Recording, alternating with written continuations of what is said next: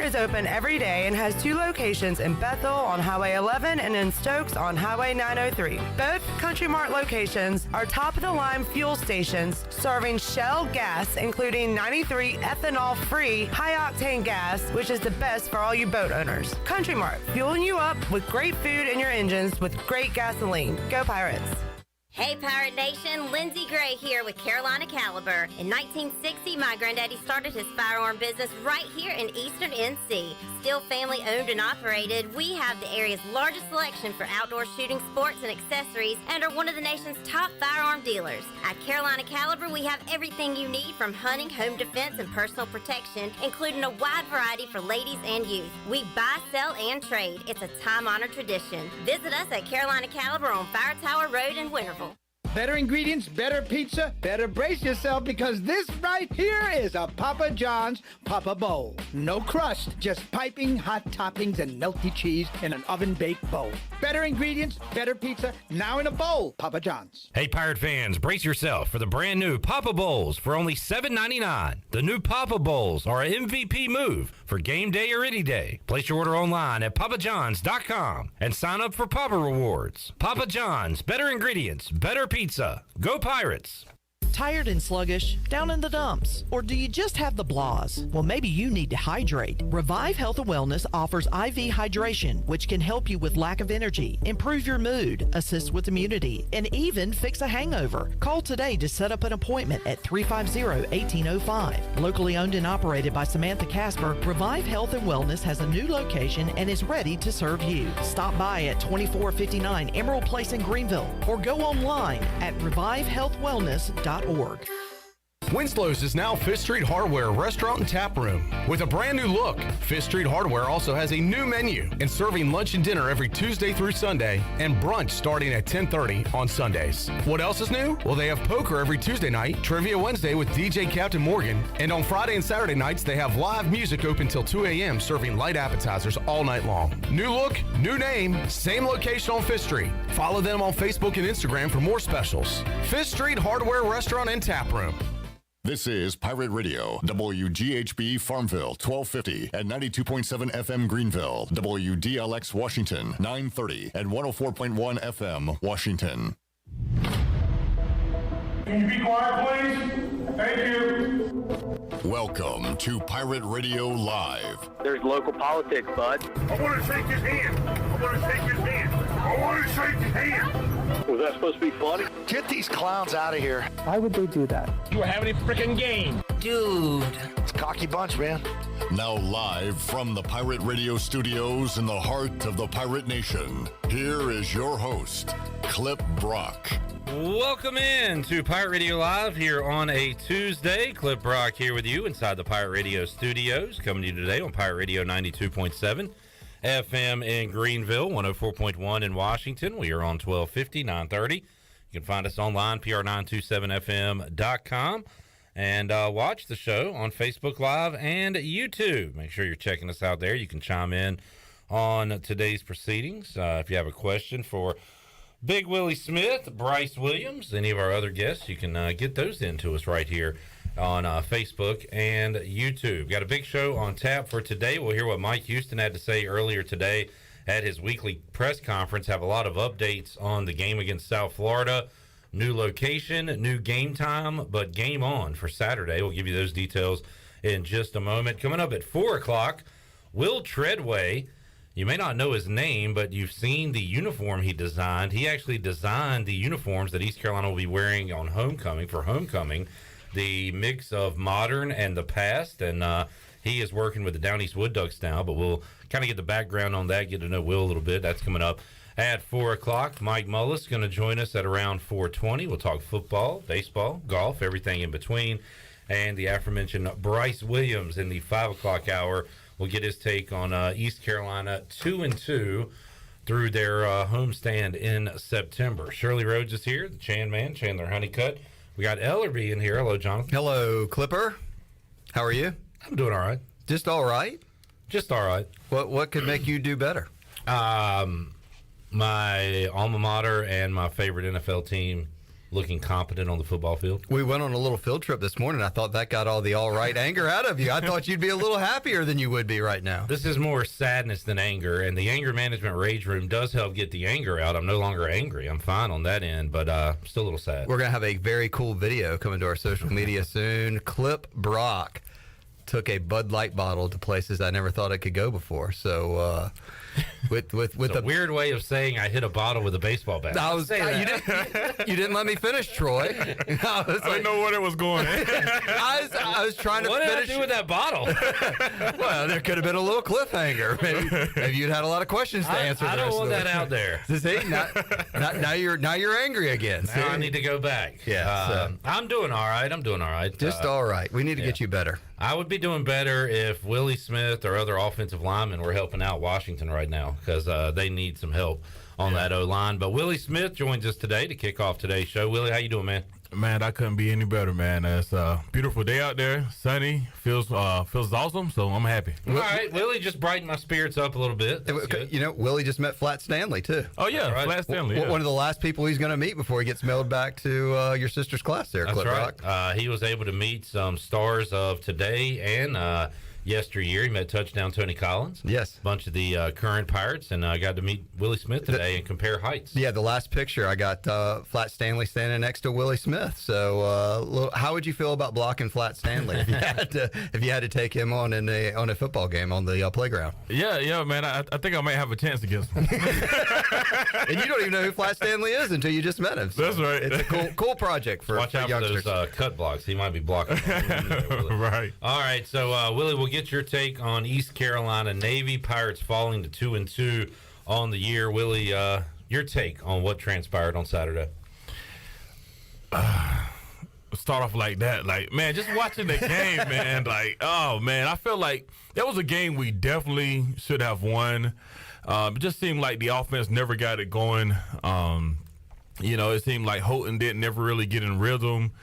All of the offensive weapons we have, you didn't see a lot of them making any plays. And, a lot of that just comes to, some of the plays that were called. And, when the plays were called, the plays wasn't being made.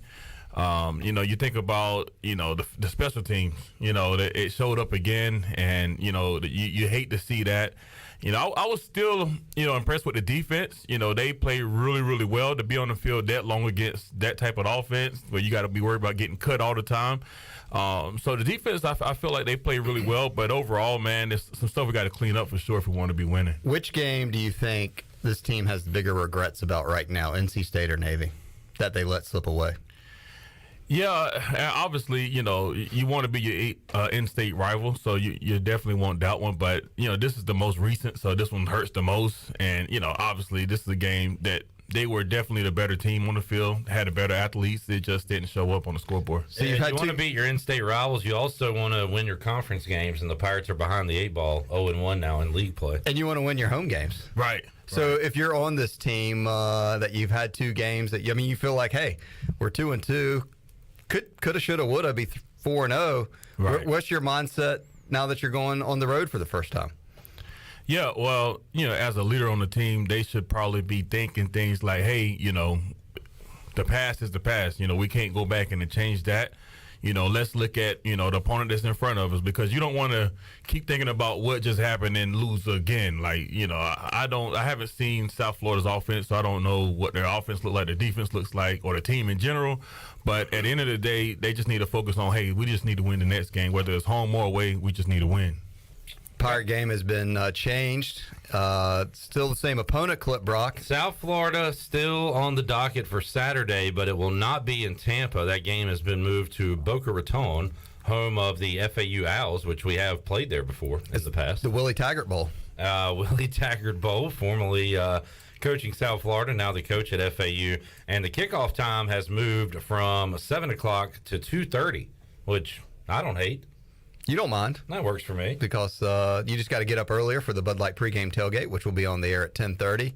And then, of course, hopefully a victorious fifth quarter call-in show. Didn't think a lot of people were going to be at Raymond James Stadium on Saturday night. But I don't think there's going to be very many people in Boca Raton at that ball game. So Thoughts on playing in front of in an empty stadium, basically, on Saturday at 2:30, Willie Smith?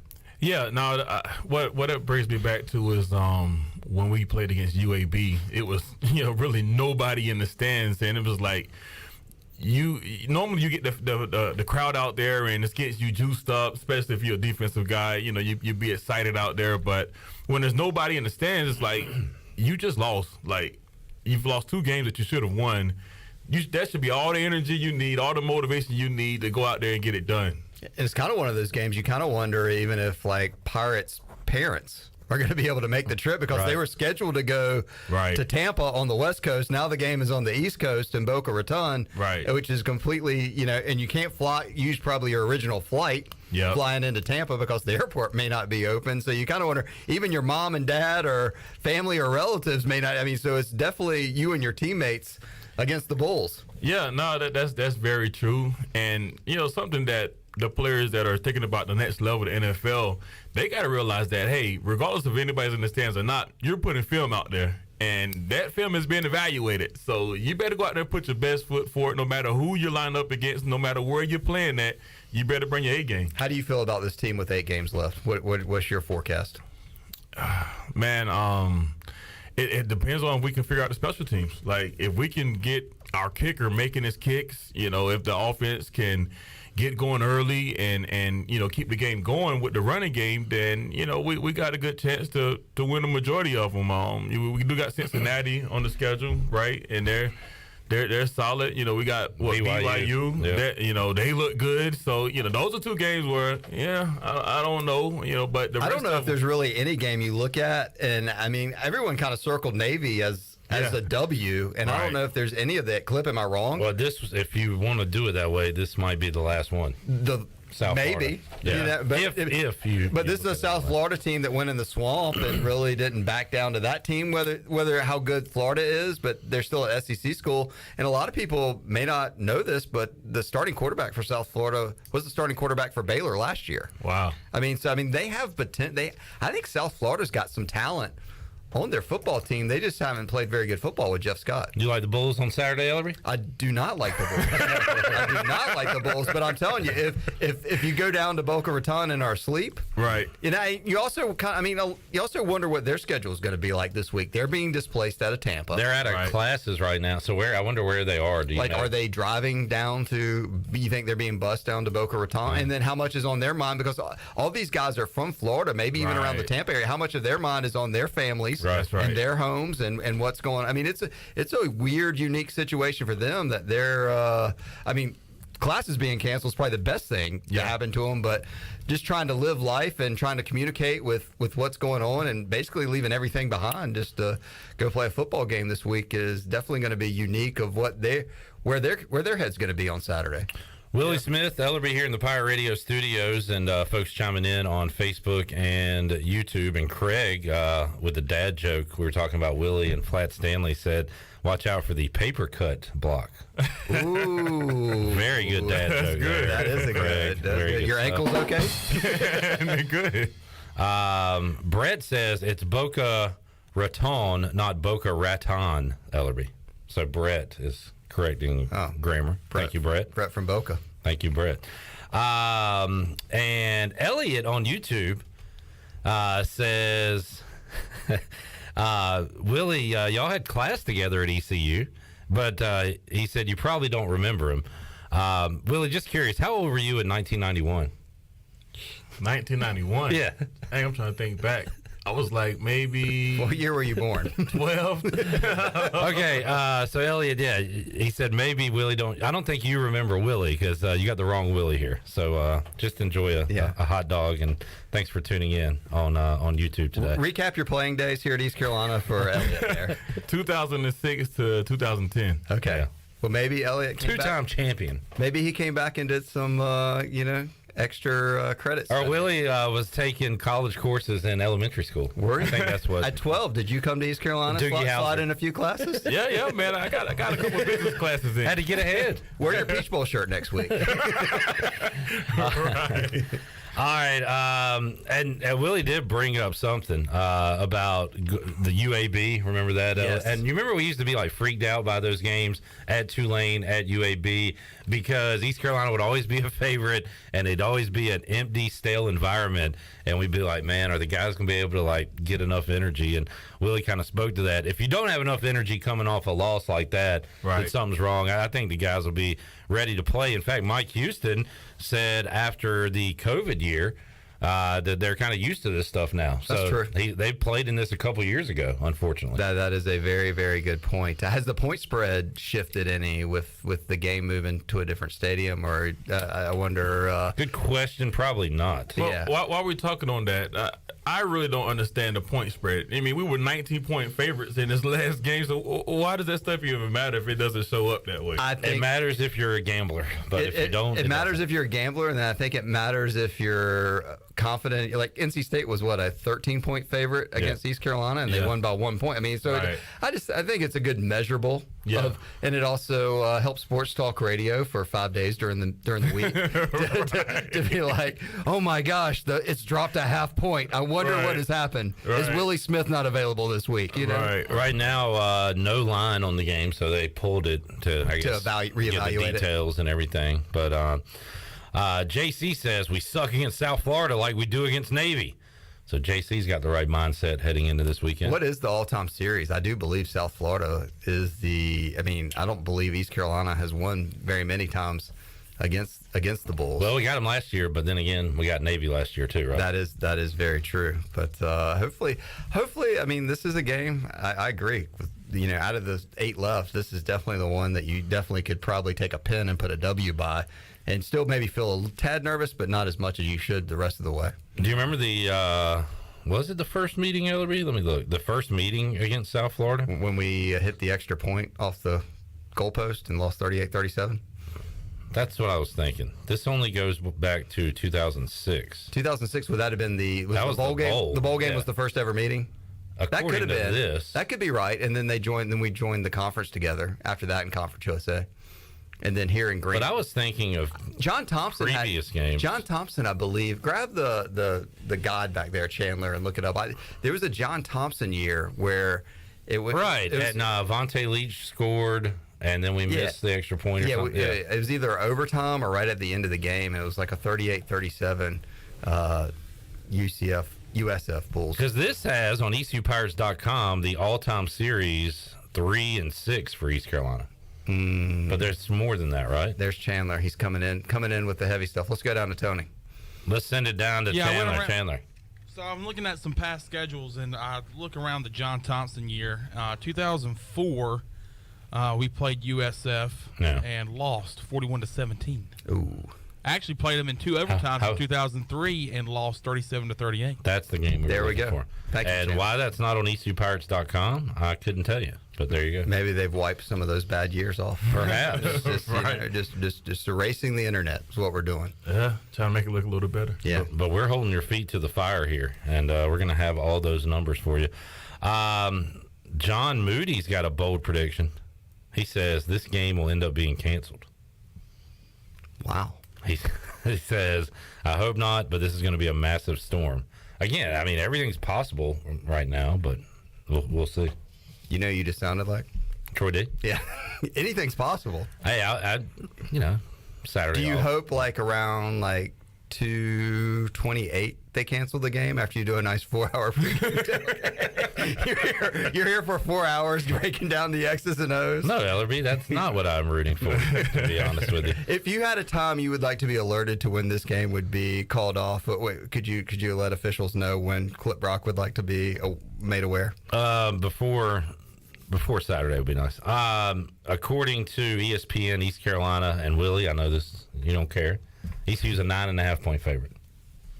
You don't ever follow the gambling lines at all, or the point spreads? No, man. I've never gambled, so it's never been irrelevant. So it's never been a topic of conversation. Even someone come up, hey Willie, did you know like when you're playing in the NFL or college, we're a 10-point underdog this weekend, or man, they think we're going to win by 21 this weekend. Nah. It wasn't even on your mind. Wasn't even on my mind, man. I was just trying to win the game. Block the guy in front of you and win the game. Yes. Pretty much. Good deal. And ECU had some trouble blocking the guy. I mean, Navy's defense coming into the game was their strong suit. Yeah. And it showed up. And I don't know, did when you're watching it, Willie, should we have done anything differently play calling wise, or was it execution? You know, what was the issue offensively in your opinion?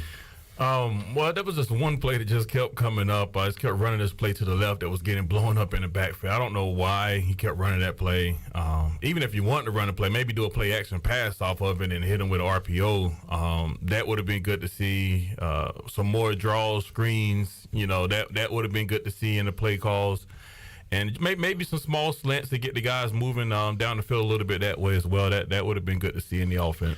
I love, and we see it some in college football. We see it all the time in the NFL. And the Shanahans, who was there with Washington, would always run it. But the running back screen is such a weapon when you have a running back. And it's probably easier said than done. There's a lot that goes into it with the O-line and everything. Right. But with a guy like Keaton Mitchell, we should see, I think, at least 2 or 3 of those a week. We see none of them a week. When you say screens, and we had a lot of calls the other night about wanting to see more wide receiver screens, which there was a time when Lincoln Riley was here when we get calls saying stop running the wide receiver screen. Now they want it back. Right. But when you say screens, are you talking about both of them, basically, wide receiver and running back? Yeah, you can mix it up. I mean, depending on what you're seeing in different fronts that you're lining up in, you know, the defense is lining up different ways, and, you know, they should be tracking that, and, you know, you should be able to call plays accordingly with that, which one's going to work the best, and just try out different variations of it and get the same result, really. Pirates going on the road for the first time. What were some of your favorite road trips you've made as an East Carolina Pirate or NFL? Do you remember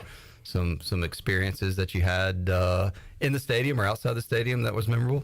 Yeah. No, I would say I just kind of remember when I first got in the NFL with the Redskins, and, you know, going to an away game and just kind of like the state troopers and the cops just escorting you to the stadium, and then you're getting there and you see all these fans out there, and, you know, just you know, absorbing that moment, like, wow, man, this is NFL football, man. And then going into the stadium, and it's just rocking, man. It was a lot of fun seeing that stuff, man. And, you know, the stadium that I like playing in the most as a Pirate was UCF Stadium, man, because it had like that metal stadium that had like that high school feel to it, man, and you could hear them stomping, and almost felt like the stadium was rocking when we was coming out, man. It was good when we was playing them back in the day. Now, hotel rooms, did you always have the same roommate when you were at East Carolina? And did you have a roommate when you were in the NFL, or did you get your own room? Yeah, in the NFL, you get a little bit better treatment. Yeah. So you got your own room. Did you have one guy that was always your roommate? Well, here at ECU, Stephen Baker was my roommate. You know, he was a great offensive lineman for us as well. And,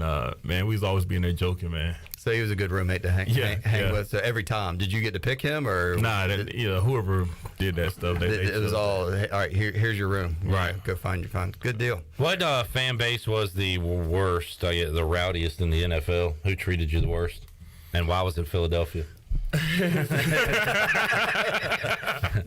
No, I'll let you answer. No, for sure, man. Just thinking back, I would say, man, the Seahawks, you know, they had a really loud stadium, so it was just hard to play there. And Kansas City, man, you know, it was loud there as well. So just what made it suck was, man, it's just so loud, it's hard to communicate, so it makes it hard to do your job out there. They compare Kansas City to like college as far as tailgating and stuff like that, right? Like they have a very passionate fan base on that. Yeah, for sure. And you, did you play for the Raiders, or were you practice squad with the Raiders? No, I played. You played. Yeah, they picked me up off of waivers. The black hole and everything. How cool was that? Yeah, man, that was favorite home field environment, man, just because we was losing when I was there. It was bad, but you could not tell from when you looked at the stand, man. It was always packed, it was always jumping, man, and it was just hype, man. Were y'all still on the Oakland A's infield playing football? Yeah. Was that tough to block and like keep your footing, or was it on the dirt? It kind of sucked, but then when those guys come off the edge, you could push them a little bit and they slide on that dirt, so you was happy. You had a little bit of an advantage. Good point. Right. Yeah.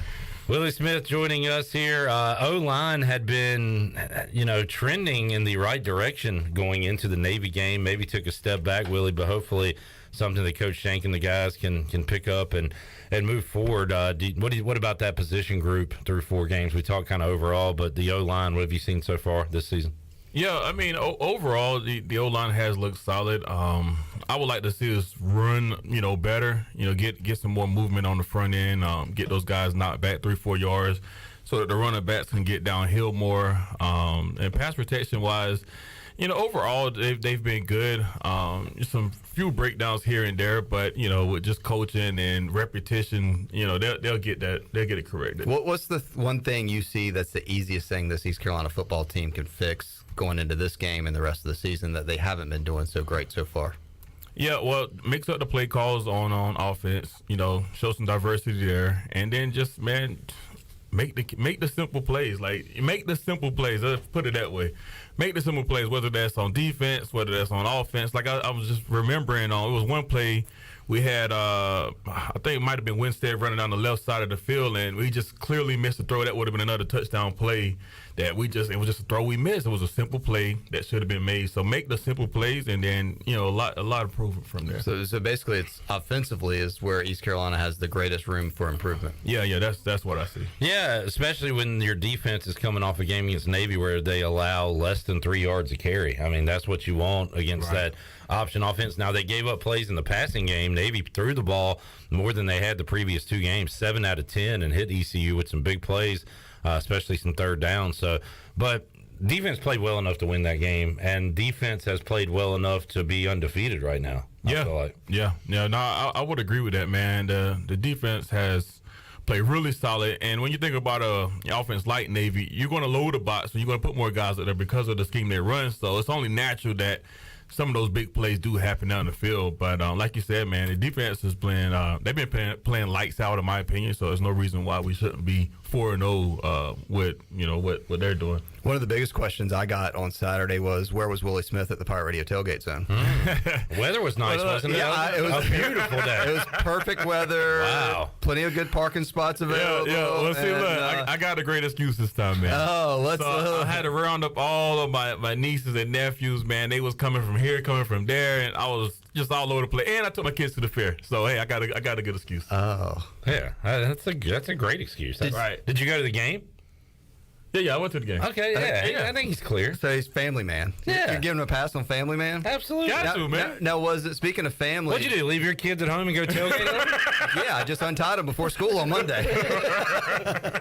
It was your brother-in-law, C.J. Wilson, played against your high school on Friday, right? That's right. North Pitt versus North Johnson. Did you go to that game as well? Yeah, I went to that game, and it was interesting because when I first came in, I went to the home side, to be with the Panthers, and then I didn't see none of my family there, so I said, well, I guess I'll mosey on over to the other side, and it was kind of weird rooting against your own home team, but I wanted to root for CJ because I wanted him to win the game as well. Well, who won that game again? CJ, they won. That's good. All right. So you were going to be happy either way, but probably more happy, I guess. Right. That's good. I heard that score update the other day, and I was like, oh man. Yeah. There you go. It's the Willie Smith Bowl. Willie, 2 undefeated teams remaining in the NFL: Shirley's Miami Dolphins and the Philadelphia Eagles right now. So we are 3 weeks in, and there's only one winless team, and that is Derek Carr and the Raiders, who went to the playoffs last year. So it really does show you the parity in the league. But how about Eagles and Dolphins? How about the Dolphins beating the Bills the other day? You've been saying all year, too, that the Bills are good, but they're not overwhelmingly the best team. So you were kind of justified in that, I guess. But impressive win by Miami the other day.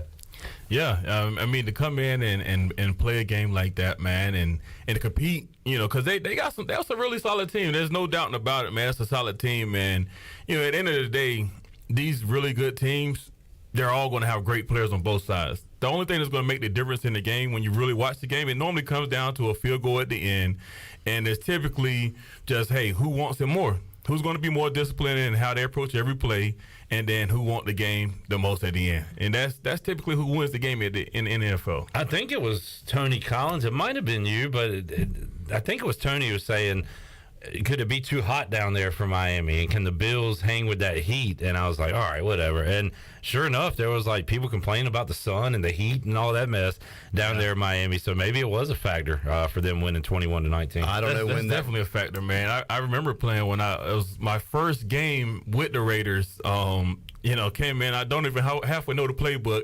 And we flying over to Miami, and I thought I was just gonna be on the sideline chilling. and then Barnes went down, man, the right tackle, and I had to go in the game. And I was like, I don't even halfway know the plays, and I'm out there about to die. It was hot. I wasn't hydrated, man, and it was like it's hot down there, man. You remember that Dolphin Stadium? Right? Yeah, it's a different kind of heat down there, man. That's a great mentality. I just thought I was going to be chilling. You didn't have the next play, man. You're always one play away. He had his Hawaiian shirt on and sunglasses. And had him a drink with the umbrella. I got signed by the Raiders. I get to go to South Beach.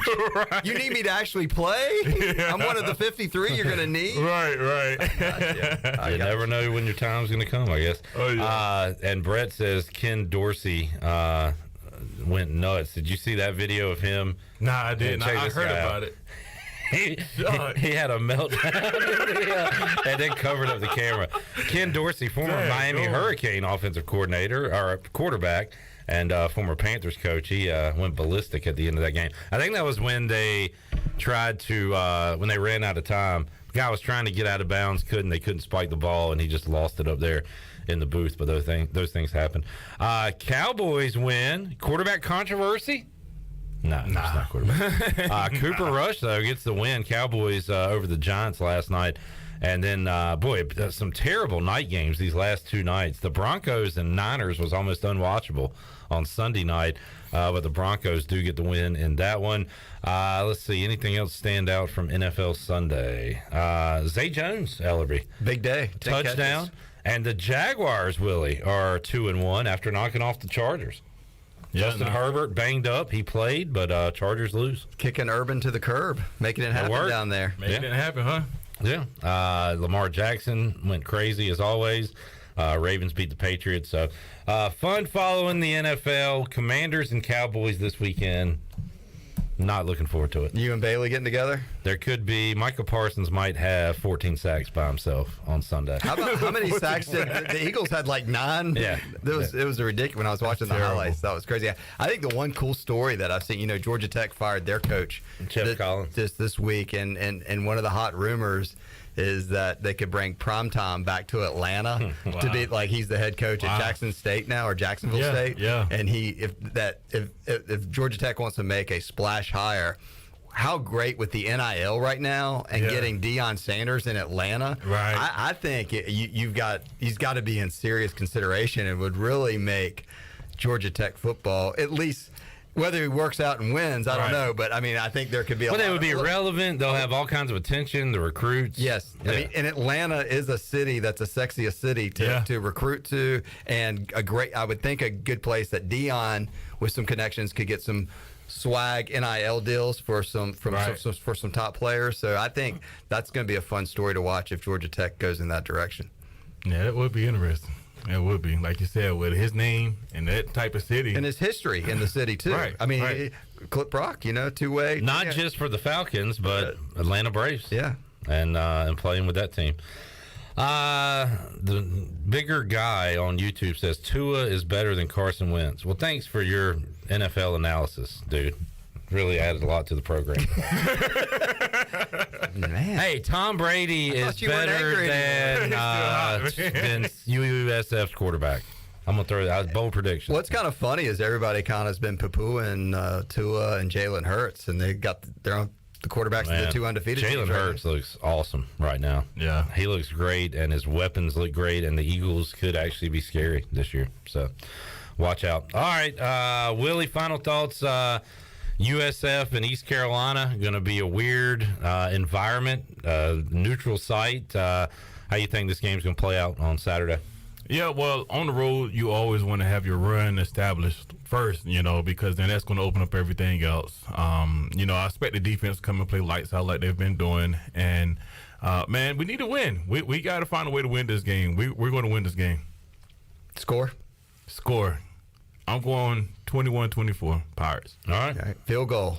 Winner. They're going to win it with a field goal, man. They're going to win it on a field goal, or they're going to hold on to win by a field goal. There's two different ways. They're going to hold on to win by a field goal, or they're going to win on a field goal. We're going to hold on to win by a field goal. I like that. All right. So, Willie, if people need some real estate help, you are the man. How can they get in touch with you? Yeah, so you can reach me by calling my cell 258-8168, or if you want to look me up online, just hashtag Pirate Nation Realtor. Willie, thanks for joining us as always, man. We'll see you next week. Yes, sir. Willie Smith, Ellerbe. And by the way, guys, it is Tailgate Tuesday. Ooh. We got a 12-pack of Pabst Blue Ribbon to give away, and let's do it right now, Shirley Rhodes. We'll open up the phone lines. What caller you want to go with, Shirley? Caller 4, get in now, 317-1250. Pirate fans, get stocked up for tailgating season with PBR at your favorite retailer. Look for the QR code on the PBR display. Register for a chance to win a PBR cooler full of beer. Game day or any day, all Pirates prefer PBR. Check it out. You can get it right now if you're caller 4. We're back with more on Pirate Radio Live. We'll hear from Mike Houston when we return after this.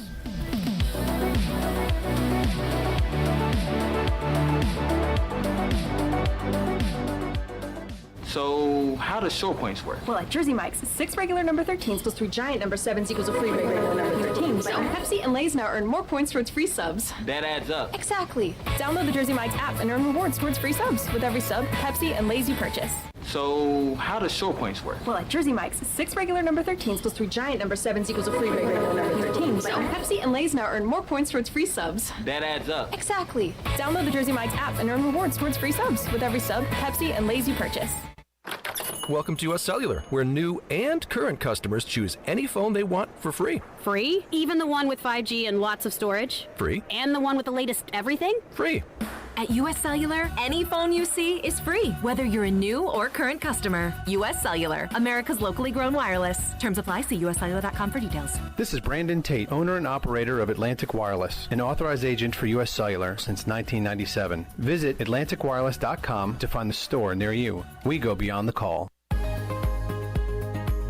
Hello, Eastern North Carolina. If you're looking for a great place to work with competitive pay and a multitude of advancement opportunities, Pitt County Schools is hiring. We employ over 3,500 people, and we're one of the largest employers in our community and region. Pitt County Schools is currently seeking teachers, bus drivers, school nutrition personnel, facility staff, custodians, clerical staff, and more. We offer advanced leadership opportunities for our educators and competitive pay for our skilled labor force. Come work for a diverse, thriving school system and be an important part of ensuring success for the students of Pitt County who are the future of Eastern North Carolina. To fill out an application, visit our website today at pittschools.org. That's pittschools.org. And remember, education is truly a team effort. Pitt County Schools. Live and lead. Are you suffering from anxiety, sleep issues, or chronic pain? Have you heard of CBD? You can learn about the benefits of CBD right here in Greenville at the Hemp Garden. Hemp Garden offers a variety of products and solutions that are truly making a difference in our community. Hemp Garden also provides products that can assist with energy and focus. Have a pet? Come check out their selection of CBD pet products. Visit Hemp Garden to speak with a CBD specialist in a relaxed and welcoming environment today. Exclusive discounts are offered to first-time customers. Hemp Garden, located at 3040 South Evans Street in the Target Shopping Center in Greenville. Hello, Pirate Nation. This is Jamie Cuccinella, inviting you and your family to come by Cuccinella's Pizzeria and Italian Ice. Cuccinella's has been serving our special family recipe New York-style pizza since 1932. We think you'll taste the difference in just one bite. When you come in for a pie, don't forget to try our house-made Italian ice or gelato. We make small batches every day from scratch with all fresh ingredients. Cuccinella's on Old Tar Road in Winterville and a new location coming soon to Uptown Greenville. BMS Builders is your premier custom builder in Eastern North Carolina. With homes in Blackwood, Mills Creek, Dalton's Cove and Farmville, and Belmar and Ayden, they're constantly expanding. Now to Laurel Glen and Sarah's Way, plus the new duplex community at Abigail Trails. BMS Builders can build the home of your dreams. Just ask Dr. Dennis Ross in Greenville or ECU football coach Mike Houston. They built their homes and they can build yours as well. Call 916-1578 for BMS Builders.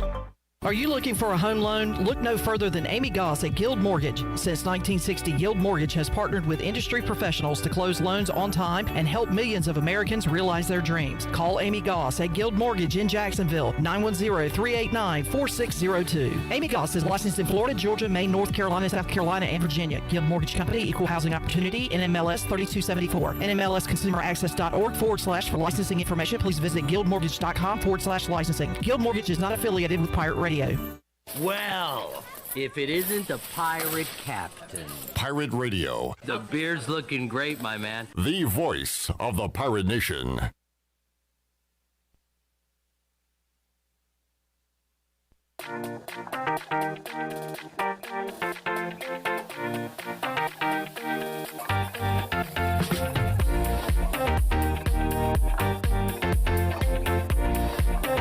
You're listening to Hour 1 of Pirate Radio Live. This hour is brought to you by University PC Care, your local tech support experts for all your personal and business needs. Visit universitypccare.com to learn more today. Now, back to the show. Welcome back. Are you in outside sales and looking for an opportunity to increase your earning potential? CopyPro has been in Eastern North Carolina for over 45 years and continues to grow each year, and they are in need of more sales professionals with a desire to potentially make a six-figure income. Do you have what it takes? Visit copypro.net today to submit your resume and to learn more. And congratulations to Josh Aldridge of Winterville was our big winner for our PBR Tailgate Tuesday winner. Back to you, Cliff. End of sentence? Yes. Thank you, Shirley Rhodes. Congratulations, Josh. If you're picking up a smell, it's because the Foot has taken over. Peter Foot now video producing. Chandler Honeycutt here. Panthers win a game, and all of a sudden Panthers fans want to show up and come into work. Yeah. It's nice. Victory Monday yesterday was awesome. How's Victory Tuesday going? Victory Tuesday's doing good, and I'm going to give credit to Pete Foot, who is now on the video production, the credit. I think he was the good luck charm, or it could have been your sister who was also at the game. Oh, okay. Peter went to the game. Looked like a terrible atmosphere, Peter. He shakes his head no. Was it? Get him on the mic. How was the atmosphere at Bank of America Stadium? For being 0-2 and having very little faith going into the game, a lot of Panthers fans showed out. Playing the Saints in, obviously a division game. There's not a lot of away team fans that show up to these kinds of games compared to other teams. Like, you get teams from like New York up north. Seems like the stadium is usually filled with a lot of opposing team fans, but didn't really have that atmosphere on Sunday. And, fans are great, still out there supporting them no matter what. All right. Well, thank you for that report. Is this like a 1 week mirage, or is this, Panthers got something cooking here? I don't know. Can we stay consistent with this coaching staff? It looks like your offense is going to be consistently bad. Oh, yeah. Yeah. I mean, our quarterback is not good. He's not good. Another, 200 less yards in a game? I mean, like 150. I think you asked yesterday, I think I already saw the stat, but do you know who has the lowest QBR in the league? Pete? Is it Baker? It's Baker. It's our quarterback. It's Baker Mayfield. What division has the highest winning percentage in football right now? Is it the NFC South? No, it's the NFC Beast, NFC East, where good teams reside. The Commanders aren't pulling their weight, so. Attaboy, Pete. How many wins y'all got? Yeah. Same as us. Same as y'all? Yeah. Same as y'all? We're both circling. We're the same turd circling the toilet here. Yeah. Nobody's above anybody right now, except Shirley and her Miami Dolphins. Oh, you're not a part of that no more. Well, y'all act like I didn't come in here all off season talking up the Dolphins. You did. I gave you that credit. Thank you. I said that you were in here in the off season, especially right before the season started. Said, hey, watch out for the Miami Dolphins. They're 3-0. Love that nerd coach. Love their weapons, and they're getting it done right now. All right, let's hear some Mike Houston. So, by the way, if you're just tuning in, haven't been paying attention today, the East Carolina South Florida game will be played Saturday in Boca Raton, Florida, home of FAU, and the game time has moved from 7 o'clock to 2:30 p.m. What a jump. 2:30 in the afternoon, which means our pregame coverage is on the air. Now, what if we just stayed at our regular time at 3, and then we'd go on the air during the game? And have guests and talk to the guest while the game was going on. Talk to Jeff Charles while he's doing the game. While he's doing play-by-play. But we're not going to do that. We're going to be here 10:30 a.m. Saturday morning on the Bud Light pregame tailgate, and we're with you after the game on the U.S. Cellular fifth quarter call-in show. Mike Houston talked about weather-related issues and his football team earlier today at his weekly presser. Let's hear that right now. Cut 1. Just want to start out because I know this is going to be a topic throughout the day today and throughout the week. Just obviously a very serious hurricane that is making its way towards the state of Florida and will hit the west coast of Florida at some point later this week, and just it's going to probably impact the whole entire southeast at some point over the next week. And just our thoughts and prayers with those that are going to be impacted from this storm, and just you pray for safety for everyone, and that the damage is minimal. But you never know with these things how that's going to be, and so just understanding that there's pretty serious issue going on in the southeast over the next week. So obviously tough home loss the other night. Very good college football game between two really good teams. Pleased with the way the kids played from an effort standpoint and just the way they competed. And the game was what I expected, and what you come to expect in a lot of these matchups, and what you come to expect really in this conference. So just a great battle that went back and forth, and certainly we had our opportunities at certain times late in the ball game to win the game, and we're not able to make those plays, and it came down to the double overtime, and a great play by the kicker from Navy. So congratulations to them. Hard-fought win. Our guys are obviously disappointed Saturday night, but not a whole lot of time to worry about that, and they've moved on in preparations for South Florida. And in looking at South Florida, an extremely talented roster, all three phases, a lot of experienced guys, offensive side of the football. Bohannon, who was honorable mention All Big 12 last year at Baylor, led Big 12 led Baylor to the Sugar Bowl last year. So a very high-end playmaker at quarterback, dual threat guy. Take him and drop him into the talent that South Florida has on offense, that they had on offense from last year's team. Most of those guys are back, and obviously it's going to be a tremendous challenge for us on Saturday. We do expect the players that missed the Louisville game to be back this week. So I do expect them to be at full steam there on offense. Defensively, you look at them, very talented, big up front. You got the two transfers there from Minnesota and Missouri on the defensive line. I think their linebacking core is really, really good. The secondary, they're long, run well, a lot of older guys there also.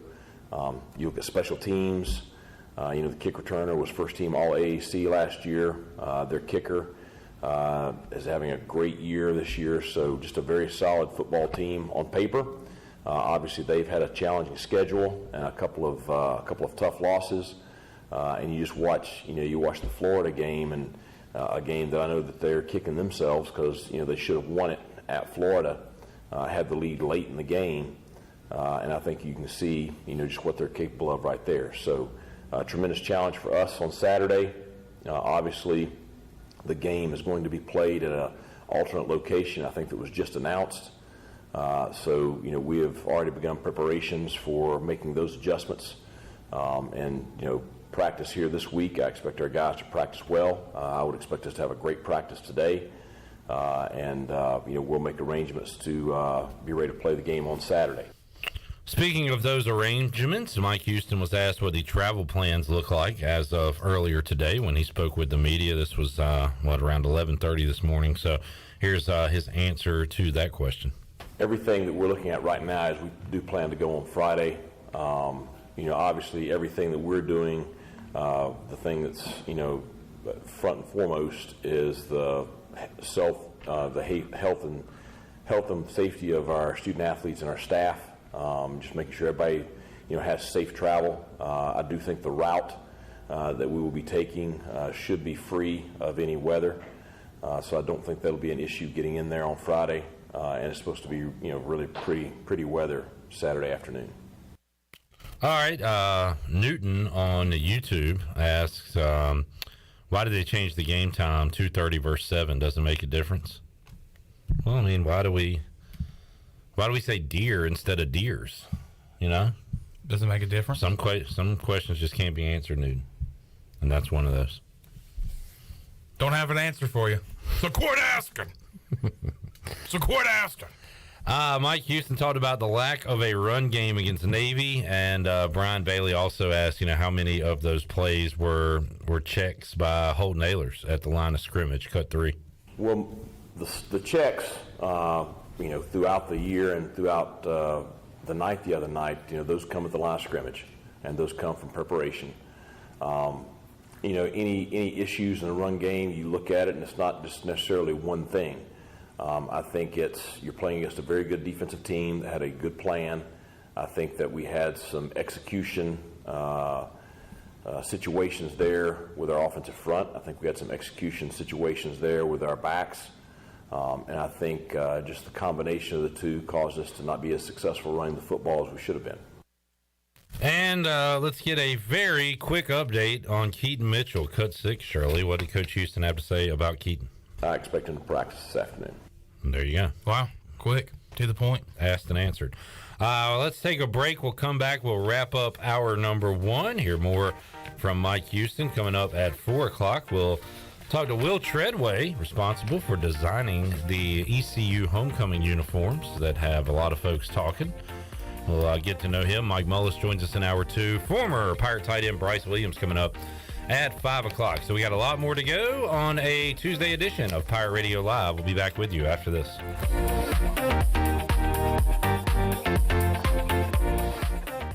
It's bow time. Why are Bojangles Chicken Supremes called Supremes? Well, with golden crispy chicken tenderloins this juicy, tender, and full of bold flavor, what else would you call them? Superbs? Nah, that would be weird. Get your Chicken Supremes combo today with a scratch-made biscuit, your choice of fixin', legendary iced tea, and have you heard there's a new sauce in town? Try our new creamy buffalo sauce when you get a Chicken Supremes combo today. It's bow time. Love is finding the internet of your dreams from MetroNet.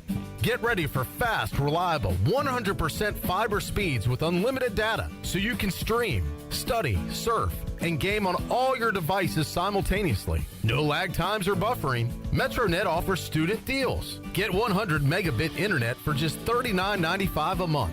Switch today at metronet.com/switch. MetroNet. Love your internet. Greenville Utilities electric customers will soon be able to receive text notifications in the event of power outages. Enrollment is automatic, so make sure GUC has your cell phone number by signing into your account at GUC.com, then update the information in your user profile. Want to talk with someone instead? Call 252-752-7166 during business hours. 252-752-7166. Update us so we can update you. Visit GUC.com for more information. Hey Pirate Nation, Shimmer Boutique is your one-stop shop for all your tailgate essentials. This is Holton Ahlers, and if you need a Yeti cooler, apparel, shoes, or accessories for the season, Shimmer has you covered. Shimmer Boutique is also the exclusive retailer in Greenville carrying the largest selection of built when broken gear for adults and youth. Be ready for game day and every day at Shimmer Boutique on Greenville Boulevard behind Starbucks and in Winterville across from Lowe's. Go Pirates! Great food, great atmosphere, and great service is Ottavola Market Cafe. Ottavola is simply a restaurant that focuses on that, being a great restaurant. There's something for everyone at Ottavola. The menu offers a variety of great choices like pastas, pizzas, sandwiches, soups, salads, and seasonal rotating selections. Lunch or dinner, Ottavola is always the right call. Call ahead and get Ottavola to go, or stop by the bar for a drink with friends. It's simple. Come and eat at Ottavola Market Cafe, Red Banks Road next to Food Lion, and OttavolaMarket.com. Ottavola, Pirates supporting pirates. Hi, this is Jeff Charles, and welcome inside the booth. Jose Ramirez of the Cleveland Guardians is my favorite player, and I'll tell you why right after this. Just like Pepsi, Macy O'Donnell from Beaufort, born in Eastern Carolina. It's that time of year again. Football season is upon us, and those of us that live in eastern North Carolina know what a special time of year it is. This is Landon Minges with Minges Bottling Group. I'm the fourth generation of my family to have the honor of distributing Pepsi-Cola products to my neighbors in eastern North Carolina. For over 75 years, my family has taken pride in this great responsibility, and we are proud to have remained locally owned and operated for over 7 decades. When you purchase a Pepsi in eastern North Carolina, you are supporting your community and keeping those dollars right here in your own backyard. Support local, drink Pepsi, go Pirates.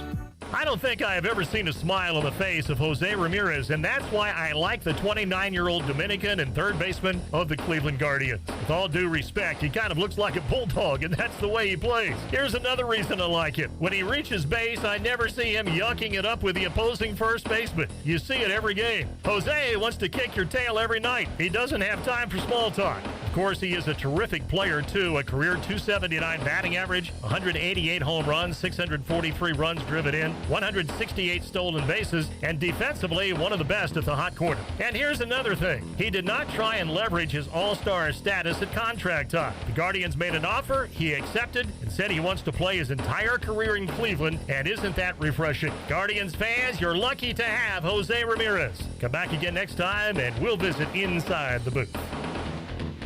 You're listening to Pirate Radio, the voice of the pirate nation. Go Pirates! Arg!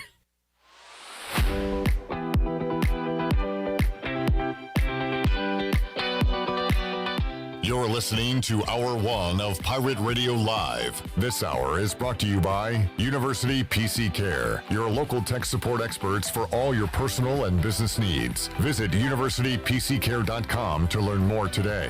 Now, back to the show. Welcome back. For the latest breaking news, interesting stories, and awesome contests that can make you a winner, be sure to follow Pirate Radio on our social media on Facebook, Twitter, and Instagram at PR927FM. You can join the over 59,000 followers today. Now let's head back in to PRL. Here's Clip Rock. All right, if you are following our social media at this time, you're seeing a lot of pictures and quotes from Mike Schwartz, East Carolina head basketball coach. We'll have that video and audio for you out very soon as a little media day action today. Pirates practice underway, and I believe I saw him say, I hope we're as good on the court as we think we look, because they will be looking pretty fresh with the Pirate script jerseys this year. Year one of Mike Schwartz getting ready to get underway. I'm ready for a little Section 213 action, Chandler. Yeah, me too. I can't wait. It's going to be a lot of fun. Or is it? You make your own fun. I just love... You make your own fun. Yes. We're going to have fun. And we do a good job of that in Section 213. Regardless of the score, regardless of the three-point shooting percentage. We're going to be up there doing regardless of the turnovers. Yeah, we're going to be up there doing our handshakes. We got handshakes. We got celebrations. We make our own fun. We're also adding to it. I think we've added another 2 or 3 to Section 213. Yes, and I cannot wait to debut them come ECU basketball season. Again, we are just complete psychopaths. And when you're psychotic, everything can be fun. Even Commanders games on Sundays. All right, let's get back to Mike Houston, and he talked earlier today at his weekly press conference. And let's go cut 7, Shirley. He was asked about the targeting call that went against Elijah Morse. To me, if that call is not flagged on the field, it would not be initiated from the booth. But with it being flagged on the field, I do think when you slow it down, you start looking at it, I think there are elements there that are part of the targeting rule. So there was no way it was going to be overturned. We teach our kids to tackle in the strike zone. Obviously with quarterbacks, it's a smaller strike zone because you can't go low, you can't go high. And so it really created a tough situation there for Elijah. He was trying to hit the quarterback in the chest. The quarterback kind of ducked at the last second, and it created the contact that caused the flag. So I think he was trying to do the best he could. We got to try to continue to coach it better. He's got to try to continue to execute it better. I hate it for that situation. All right, one positive for East Carolina this year has been red zone offense, and I don't know, maybe that would have given you some optimism if East Carolina would have gone to that third overtime, and then you just trade off 2-point conversions. East Carolina's been pretty good scoring down there. Of course, Navy's offense is designed to get 2.5, 3 yards, so might have just gone back and forth for a while there if they'd have made it into that third overtime. But Coach Houston talked about the offense's performance this season in the red zone. Cut 8. Well, obviously we've improved greatly in that area this year and have had a lot of success there. We got the one touchdown to Ryan. We had several field goals down there. The red zone is always challenging because it's condensed space. And so with condensed space, it makes it, a little more stressful. So, I hate we couldn't get the last kick. That was, I think, the only red zone opportunity we didn't score on. So, it is what it is. Cut 11, Shirley. Mike Houston talked about going on the road for the first time this season. Well, I think that, this group has a lot of experience in road games. And I think especially, like I said, I think the experience of 2020 and what road games were like in 2020 will help us this weekend. I wish we played every game at home. I'm partial to our stadium and our fans. But if you want to do special things and have special seasons, you got to be a good road team. And so certainly we played well on the road last year. Had some big road wins, had some very close road losses. But, I do think those experiences help prepare you for, what this is going to happen, what this is going to be this weekend with our first road game. All right, Mike Houston there. Getting ready to take his boys on the road. It will not be a normal trip with the weather going on right now, something we're going to keep an eye on all week. But East Carolina scheduled to play South Florida 2:30 Saturday in Boca Raton. Pirates get 4 straight home games to start the season. They finally get a road game. They get to go on the road for the first time all year in October, and it's getting moved everywhere. It's getting moved to a different location. Kickoff's getting a different time. So, they're going to be ready to roll. Got to be road warriors. All right, let's get a break in. We'll come back. Hour 2 of Pirate Radio Live on the way. We will meet Will Treadway. He designed the uniforms that have been going all over social media this week. East Carolina will be wearing them for homecoming. We'll meet the man behind the design. Talk about him, what he's up to, what he does, and if you have questions or comments about the unis, you can send those in, and we can talk about them with Will. We'll get to know him when we return. Pirate Radio Live back with you on a Tuesday after this.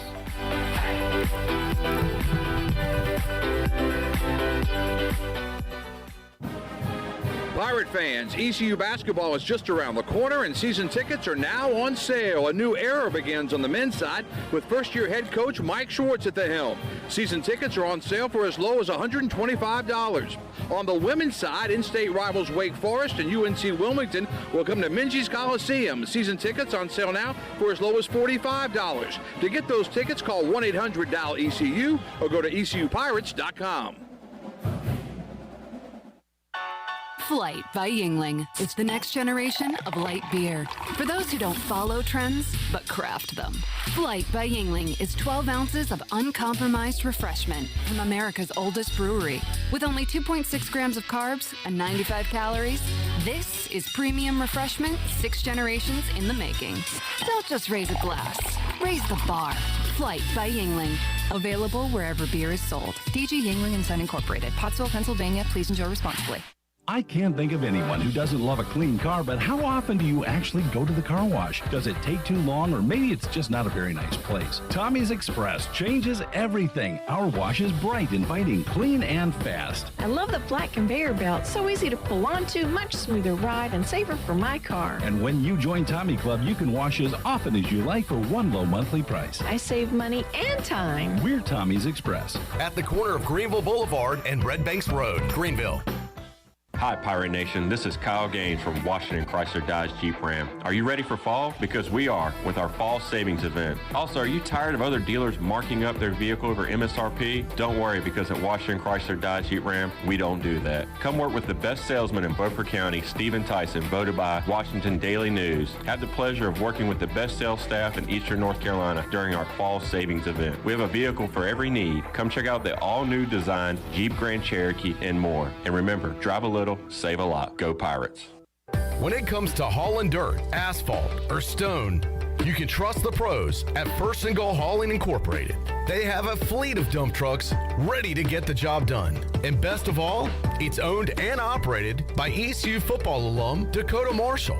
When you have a big job and you need it done right, count on First and Goal Hauling, where it's a touchdown every time. Keep up with Dakota Marshall and First and Goal Hauling by following them on Facebook today. While you're sleeping, our whole hogs are slow cooking over wood to create that bite that Eastern North Carolina is known for. I'm Sam Jones, and for more than 3 generations, my folks have been the torchbearers for what whole hog barbecue is supposed to be. At Sam Jones, you'll find plenty of smoke, but no mirrors. Everything, and I mean everything, is made fresh daily, including our sides, sweets, and sauces. Come on over and see us at Sam Jones Barbecue, and I bet you'll be able to taste our passion in just one bite. Sam Jones Barbecue, Fire Tower Road. Mow like a pro with Hustler Turf zero-turn mowers. They engineer their mowers to be maintenance and service friendly for the everyday homeowner while not sacrificing the build and cut quality they're known for. From the heavy-duty frame to the welded steel deck to their trademark smooth track steering, Hustler Turf zero-turn mowers deliver professional grade cut quality for a perfectly manicured lawn. Come into Ron Ayers Motorsports to see the Hustler difference for yourself today. Ron Ayers Motorsports, Highway 11, north of the airport in Greenville. The Angus Grill is your premier spot for the best burgers, cheesesteaks, and brisket sandwiches around. Join us for our unmatched variety of burger combinations, from the mushroom bacon Swiss burger to the jalapeno popper burger to the original Angus classic. Pair that burger with our amazing onion rings, tots, fries, or sweet potato fries. Angus Grill, with 4 amazing locations in Eastern North Carolina, including Winterville near Pitt Community College, on Jarvis Street in Uptown Greenville, and on Statensburg Road near the hospital. It's the best burger around, guaranteed. This is Pirate Radio, WGHB Farmville, 1250 at 92.7 FM Greenville, WDLX Washington, 930 and 104.1 FM Washington.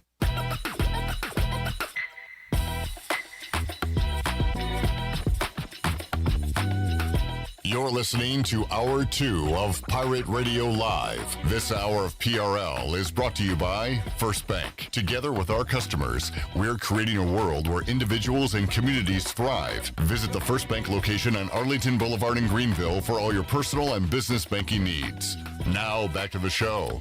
Welcome back. From sales to service, Greenville Auto World has all of your vehicle needs covered. You can shop all of their inventory now at greenvilleautoworld.net. If you're also looking for someone to service your vehicle, Greenville Auto World has a full service and repair facility, brakes, oil changes, tires, inspections, and they can repair any kind of vehicle.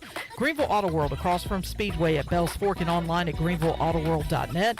Thanks to Tim Sutton and Jim Rogers for their sponsorship of the program. Now let's head back into PRL. Here's Cliff. All right, Hour 2, Pirate Radio Live here on this Tuesday.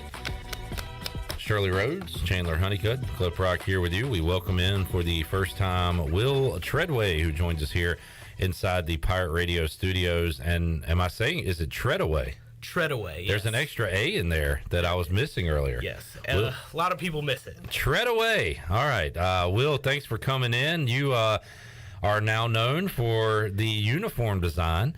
Pirates will be wearing them for homecoming. And before we get to all that, let's talk about you a little bit. So give us an update on the life of Will. What do you do, and what's your day-to-day like? So I'm a senior graphic design major from Charlotte originally. Right now I'm working for the Down East Wood Ducks as their creative director, so doing a lot of graphic design, photo, video for them. But before that, I was a creative intern with the ECU Athletics Department, so I met a lot of people over there, kind of learned a lot of how to do what I do now. And right now my life's a little consumed by this jersey thing. So as a creative intern, what were you doing at East Carolina? Like, what were your duties? I was doing a lot of social media graphics. I did a lot of like in-game social media. So I worked baseball games, basketball games, football games for my first 3 years here, helping post on social media. And then last football season, I did a little bit of video on the road for them. So that was pretty fun. And this is I guess somewhat new for an older guy like me. For you, you kind of grew up on this stuff, I guess, social media and then things like that. So, like when I was a kid, I always wanted to do sports radio. And now, it's like a dinosaur. And we're doing all these other things with YouTube and Facebook and social media. But, like, is this something that, I don't know, you wanted to do as a kid? Like, when did you get into this stuff? Not at all. So I really didn't start graphic design until the summer after my senior year of high school. I applied to ECU undecided, not having any idea of what I wanted to do. And then kind of in the summer between high school and college, I discovered sports design. And I've always been a huge sports fan, so that's kind of how I started. And then I'm somewhat self-taught, and then I started interning here, learned a lot. Then I changed my major and learned a lot through school. So after I discovered it, there's no other path I wanted to go. That's awesome. So what are your duties with the Wood Ducks right now as far as creative?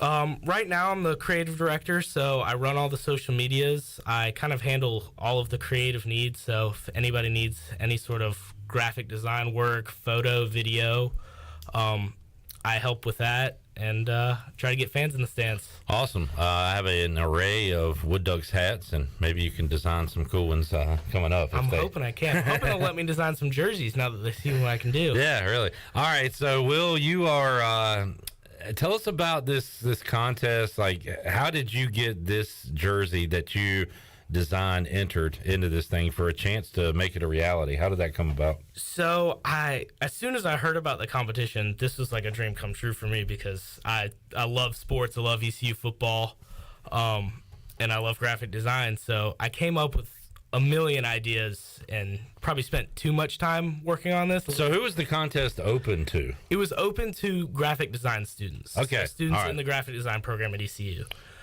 And then and you heard about this and were like, dude, this is right up my alley. Absolutely, yes. All right. And how many ideas, how many mock-ups did you have for the final submission? I'll say I probably had 4 main ones that I were like seriously considering. I had other ideas, but there were really only 3 or 4 that I went all the way with. And you did post one. Let's see if I can find it here. But it was a black uniform, right? Yes. Yeah, here you go. It was a skull theme that I actually submitted for a little less than an hour, and then I changed my mind at the last second and submitted the other one. Yeah. And I'm glad I did because that one won. So the idea to go, you call it modern throwback? Yes. So you are incorporating the now with the Pirates, the 1990s with the stripe on the jersey and down the leg. The 70s with the script on the helmet, and then the 80s with the block, shadow, whatever you call those numerals on the jersey. So where did this idea come from? Well, I've always been big into Pirate football, so I've seen a lot of people talk about wanting throwback jerseys for a while. I love the idea of throwback jerseys. It's kind of a big thing in the design world right now. Is making like vintage retro. Right.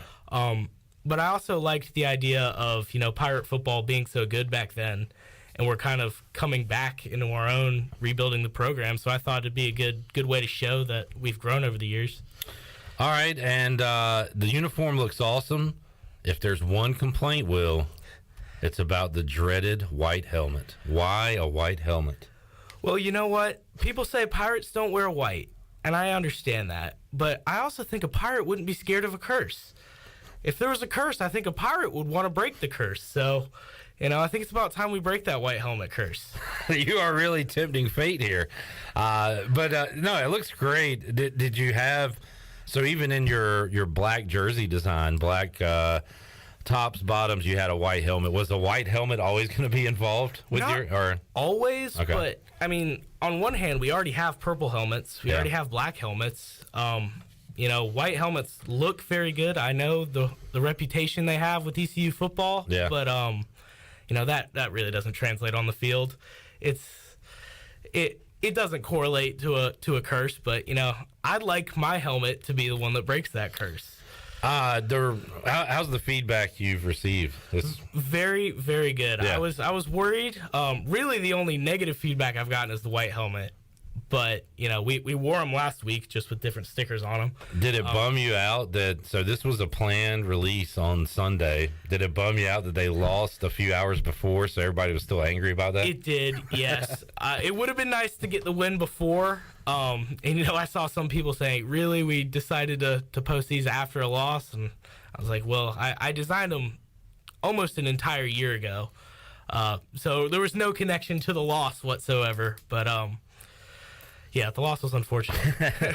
And that video of the players seeing him for the first time, you had to be a proud father as you were unveiling your child to the team there. Yes, unfortunately I didn't get to go see their reaction, but when I saw the video, that I really enjoyed that. And by the way, again, I hate that I have to keep saying this, but for the people that say, I wish they'd spend less time on uniforms and more time practicing, and you think you're making a good point when really you're not. This is a dude. This is a guy named Will. He's not on the team. He doesn't need to practice. He doesn't need to hit or tackle today.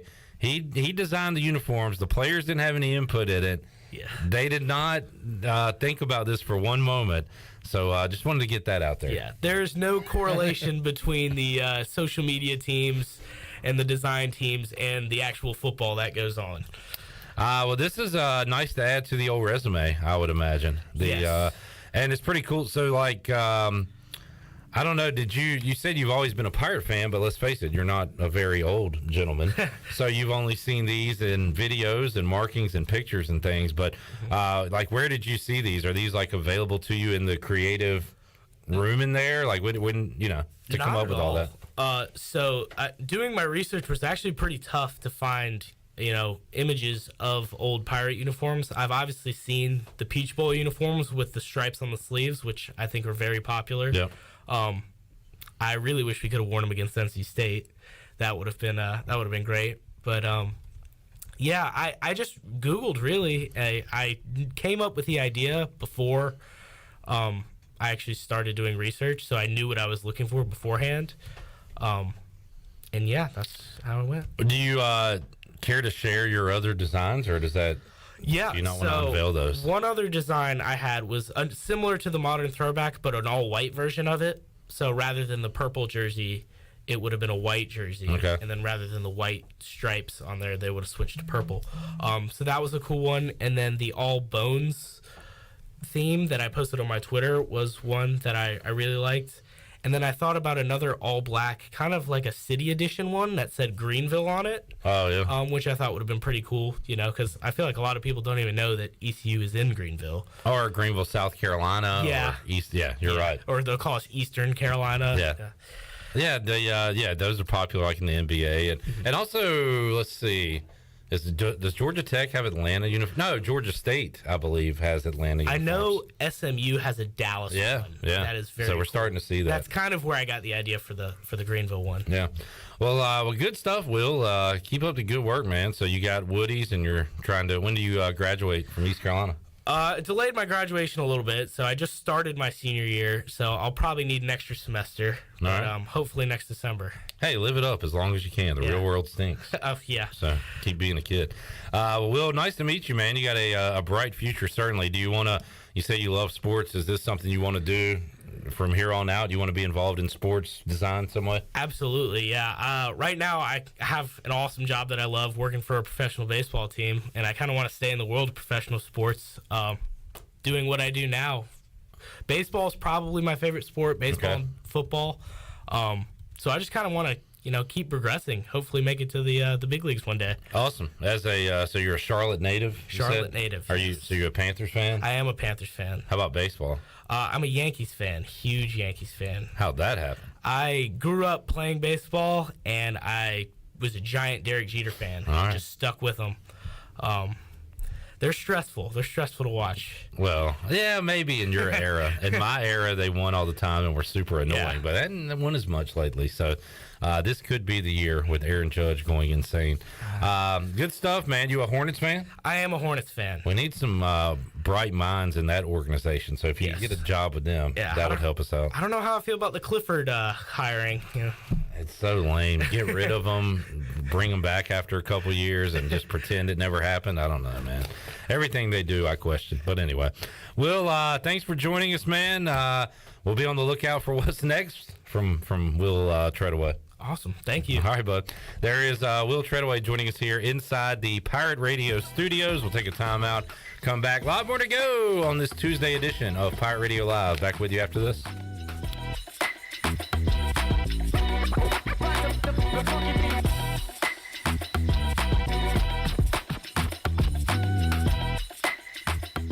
Here today with Jeff Stein from Brown & Wood. Jeff, how's the service department? Service is going great. Like I told you before, 2022 is the year of the customer. We've been voted #1 dealership in Greenville for 3 years in a row, and there's a reason why. For service, we still offer free pickup and drop-off, so we're trying to make it super convenient for the customer. And right now, our customers are repairing their vehicles more than ever. How can people make a service appointment? They can go to brownwood.net or dial 355-6080.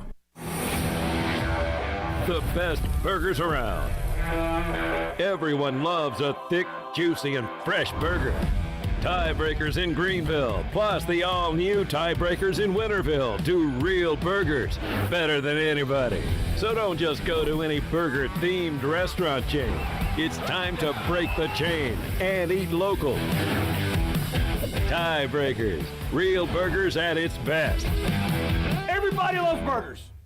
Be sure to check out David Price Construction for all of your commercial or custom residential renovation and building needs. Run by ECU alumni, David Price Construction specializes in commercial projects, maintenance on facilities, and large-scale residential renovations and additions. Proud to be voted the Remodeler of the Year by the Home Builders Association of Raleigh-Wake County in 2018 and Best Business Commercial Remodel Project winner for 2020. David Price Construction, the proud ECU Home Services partner. Better ingredients, better pizza, better brace yourself because this right here is a Papa John's Papa Bowl. No crust, just piping hot toppings and melty cheese in an oven-baked bowl. Better ingredients, better pizza, now in a bowl, Papa John's. Hey, Pirate fans, brace yourself for the brand new Papa Bowls for only $7.99. The new Papa Bowls are an MVP move for game day or any day. Place your order online at papajohns.com and sign up for Papa Rewards. Papa John's, better ingredients, better pizza. Go Pirates! Hey Pirate Nation, this is Brian Buck with Buck Insurance Agency. This season, when you attend your favorite sporting event, take the game day pledge. If your team is playing, win or lose, support your team to the end of the game. When you leave early, you risk missing your favorite athlete making the play of their career. When our family buys a ticket, we always plan to stay to the very end. Take the game day pledge this season with Buck Insurance Agency. Play to the end, stay to the end. Hey Pirate Nation, this is Holt Nailers, and when it comes to getting your family together, there's no better place than Familia, which is Italian for family. Familia is the place I like to bring my football family, especially my offensive linemen. Whether it's great New York style pizzas, homemade meatballs, lasagna, chicken parmesan, or delicious homemade desserts, Familia is a winning play every time. For dine-in or takeout, make Familia your go-to play when you have a hungry team. Familia on Fire Tower Road near Pitt Community College. Go Pirates! You've had your new computer a few years now, but lately it's been running super slow, acting strange, and you're worried about viruses and losing data. This is driving me mad! Let the experts at University PC Care in Greenville and New Bern professionally diagnose your Mac or PC to see what's really going on. They'll determine the root cause and not just symptoms, so you don't waste money fixing the wrong issues. Call 252-558-1280 for in-store or remote service, or make an appointment online at universitypccare.com. The Rick House is Eastern North Carolina's premier American-style restaurant and bourbon bar. Join us at the Rick House for mouth-watering steaks and made-from-scratch pastas. Check out the 16-ounce cowboy steak or the seafood delight pasta. Join us for our legendary brunch on Sundays from 10 to 2. The Rick House can feed your larger crowds with off-site catering and room for 125 in our adjacent banquet hall. The Rick House, American Provisions and Spirits, 710 Red Banks Road beside the bowling alley in Greenville. This is ECU head baseball coach Cliff Godwin, and you're listening to Pirate Radio, the voice of the Pirate Nation.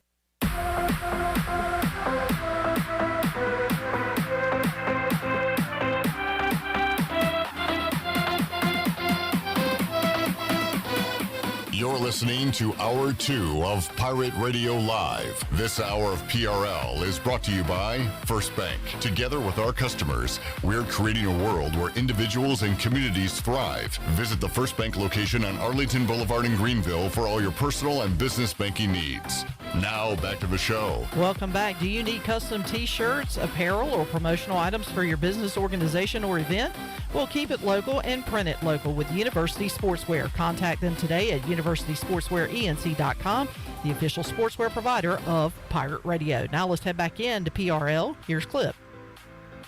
Back with you, Pirate Radio Live, here on a Tuesday. Bryce Williams joining us coming up at 5 o'clock. We'll see if we can get Mike Mullis on the Pit Electric Live line here in just a moment. But Chandler, did you say you have a stat to consider?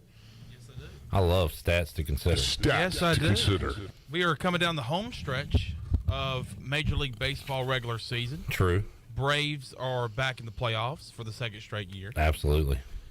Well, longer than that, but yeah.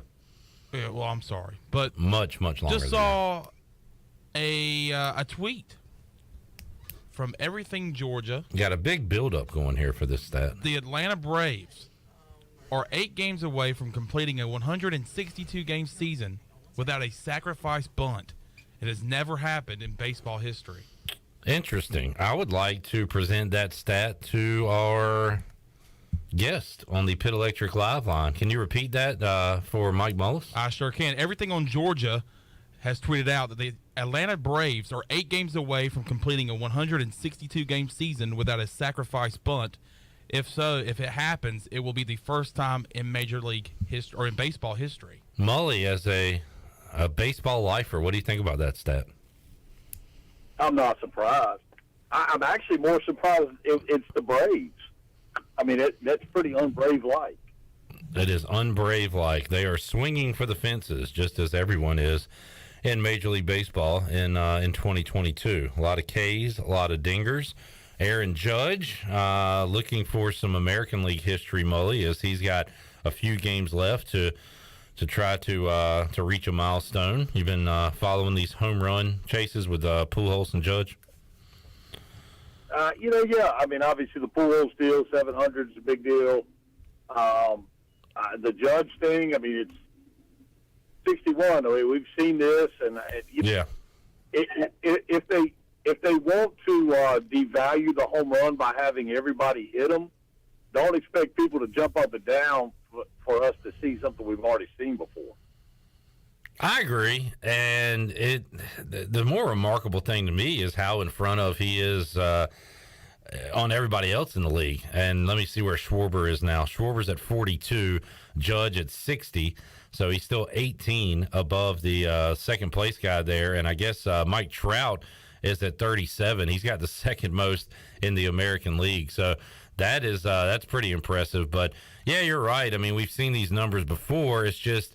And now, did I see that were Bonds and A-Rod talking during Sunday Night Baseball?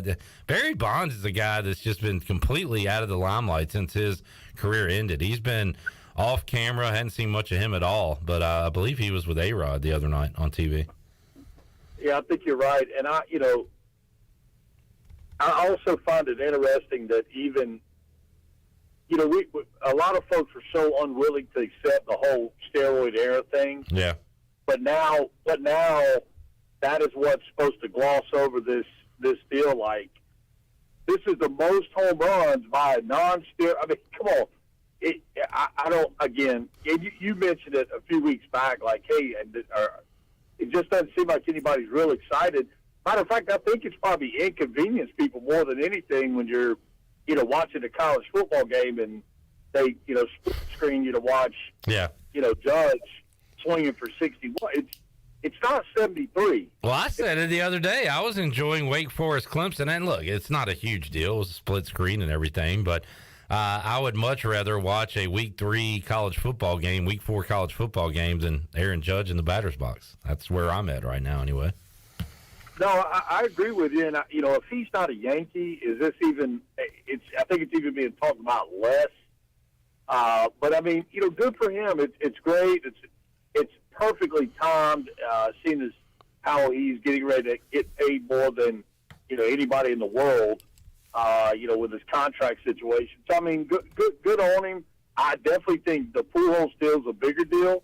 The problem is 700 going forward with any player that has any longevity, that's going to be challenged regularly, unfortunately, unless the game reverts somehow. But I mean, it's good. I mean, but it's kind of much ado about nothing to me. Chandler, when did the playoffs begin in Major League Baseball? Take a guess. When they? Yeah. What do you think? When you got?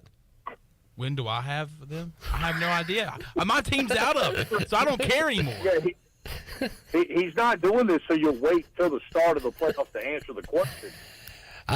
When do you think they begin? Late October. How about next Friday, pal? Wow. We're pretty close. That was my whole point of this exercise. Wow. That it's closer than I thought and much closer than Chandler thought. Yeah. Mully, I'm sure, knew the date. He's got it circled on his calendar. Right, Mully?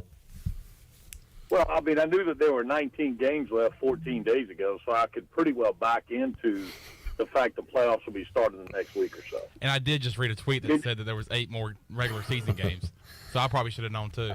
We are coming down the stretch here on the regular season MLB playoffs. Everything kind of crossing over. We just we talked to Mike Schwartz a moment ago, some Pirate Radio folks, and we'll have those videos and audio for you coming up here on the show and on social media. So kind of that crossover season where everything's about to be going on at the same time. That includes football, Mully. That includes Pirate football.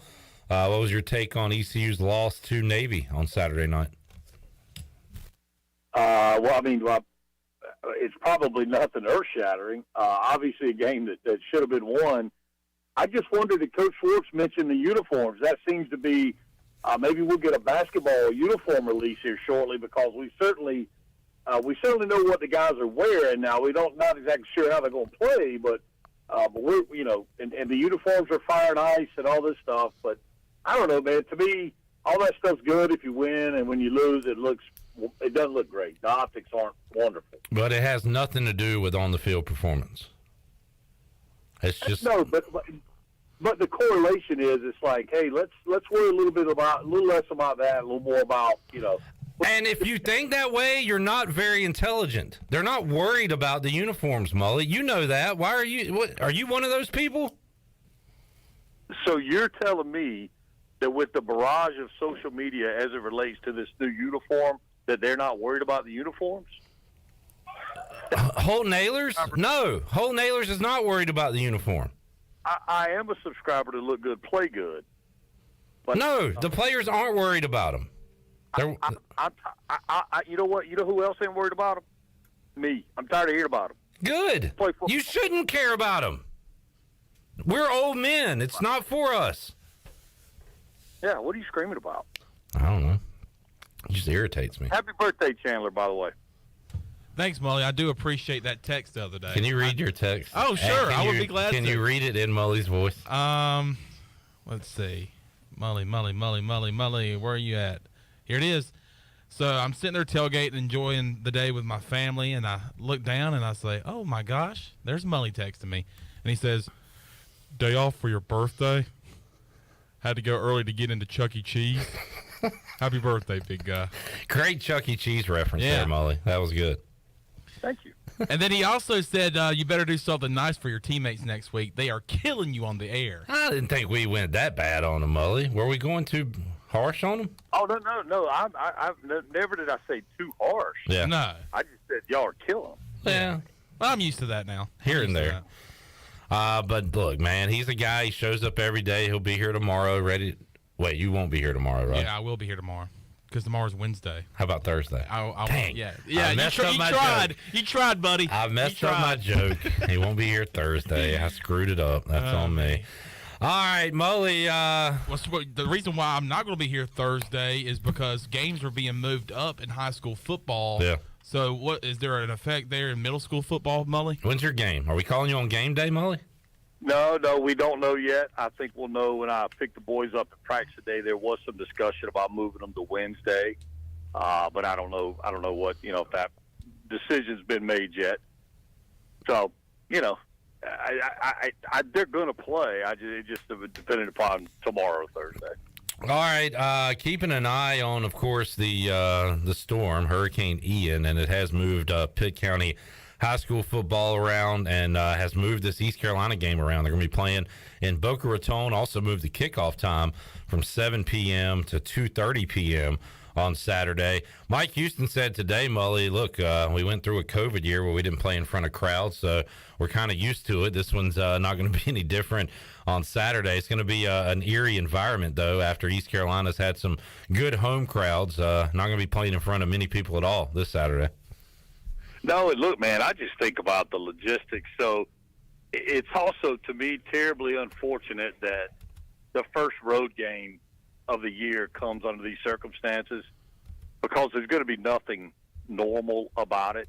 And you got to think, man, there's probably a number of these young guys that either have had very limited flying experience, maybe even no flying experience, and it's a little unsettling to think we're going to fly kind of, to a place where a hurricane has come from, and I'm sure there'll be some effect. But look, they've got it worked out. They're chartering, and I'm sure they'll have a route that'll take them around it. But it's got a chance to be a little nasty as they're leaving here, Friday. So I don't know, man. It's tough, but it's the nature of the beast. And you know what? To me, it further goes to show what a business that college football is.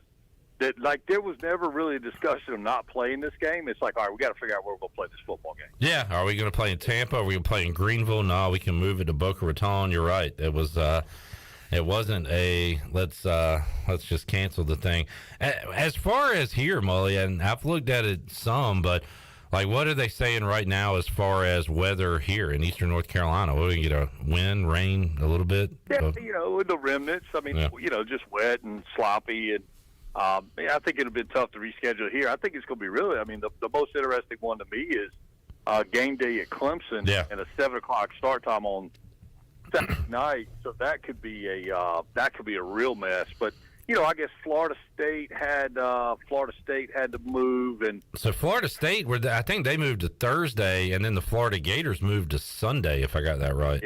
Yeah, that's right. So look, man, it's you do what you have to do, and look, I listened yesterday as I so often do, and it's so funny to me the level of coach speak that these young players have. We're going to control what we can control. We're going to get back to work. I mean, but as it relates to this weather, I mean, it was like, and as a player, there's nothing you can do about it. You do want to kind of figure out what your schedule is going to be, but at the same time, hey, if we're going to leave, we're going to leave Friday. We're going to play Saturday afternoon. I mean, it is what it is. Let's just let's strap it on and go play. Obviously, you're right, man. The atmosphere there, or lack thereof, is going to be certainly interesting. But they'll again, both teams are going to have to deal with it, and I just hope that the folks down in Tampa and all of us come out of this thing as unscathed as possible. Mully, Mike Mullis joining us on the Pitt Electric Live Line. We saw some good quarterback play on Sunday and some really bad QB play, as we see every week in the NFL. But Justin Fields completing like 8 passes in a Chicago Bears win over the Texans. And then you got Russell Wilson and Jimmy G looking awful on Sunday night. And I don't know, Mully, even the old veterans, Brady, which Rodgers had a decent game, but Tom Brady, nobody really to throw to down in Tampa. There's a lot of bad quarterback play out there in the NFL week to week. You know what? And I thought the NFL missed a great opportunity to have a marquee game where the weather wouldn't be have such a bearing over the result with Miami and Buffalo. I mean, at least let's play that game at night to where it's not 99 degrees at game time. Well, they need to do something where they can adjust the schedules earlier in the season, because this week you got Buffalo and Baltimore, and you want to talk about quarterbacks that are playing well, Lamar Jackson and Josh Allen. It'd be nice if they could just slide that one into the evening, Mully. Well, and I'm even saying more from a standpoint of, even if it wasn't TV coverage, just that heat in Miami, I mean, had a huge effect on that football game. And, I mean, look, Josh Allen, what do you have, 90? What do you throw it, 93 to 96 times, something like that? I mean, he threw. I mean, that's two games worth of pass attempts. But you're right. The quarterback play, that Russell Wilson and Jimmy Garoppolo pillow fight was just awful. Well, we can't move games because of weather, Mully, but we can send teams to London. And our first London game of the year is coming up 9:30 a.m. on Sunday. Vikings at Saints. Not a fan of these games. I'll be honest with you. If you hadn't just told me, I would never have known. Yeah. And I would have been looking at it going, where do they play? What's the deal here? Why are they already done? It is very strange. All your preview shows are going on, and you're eating breakfast or whatever, doing your Sunday morning routine, and there's a game going on. It doesn't seem right.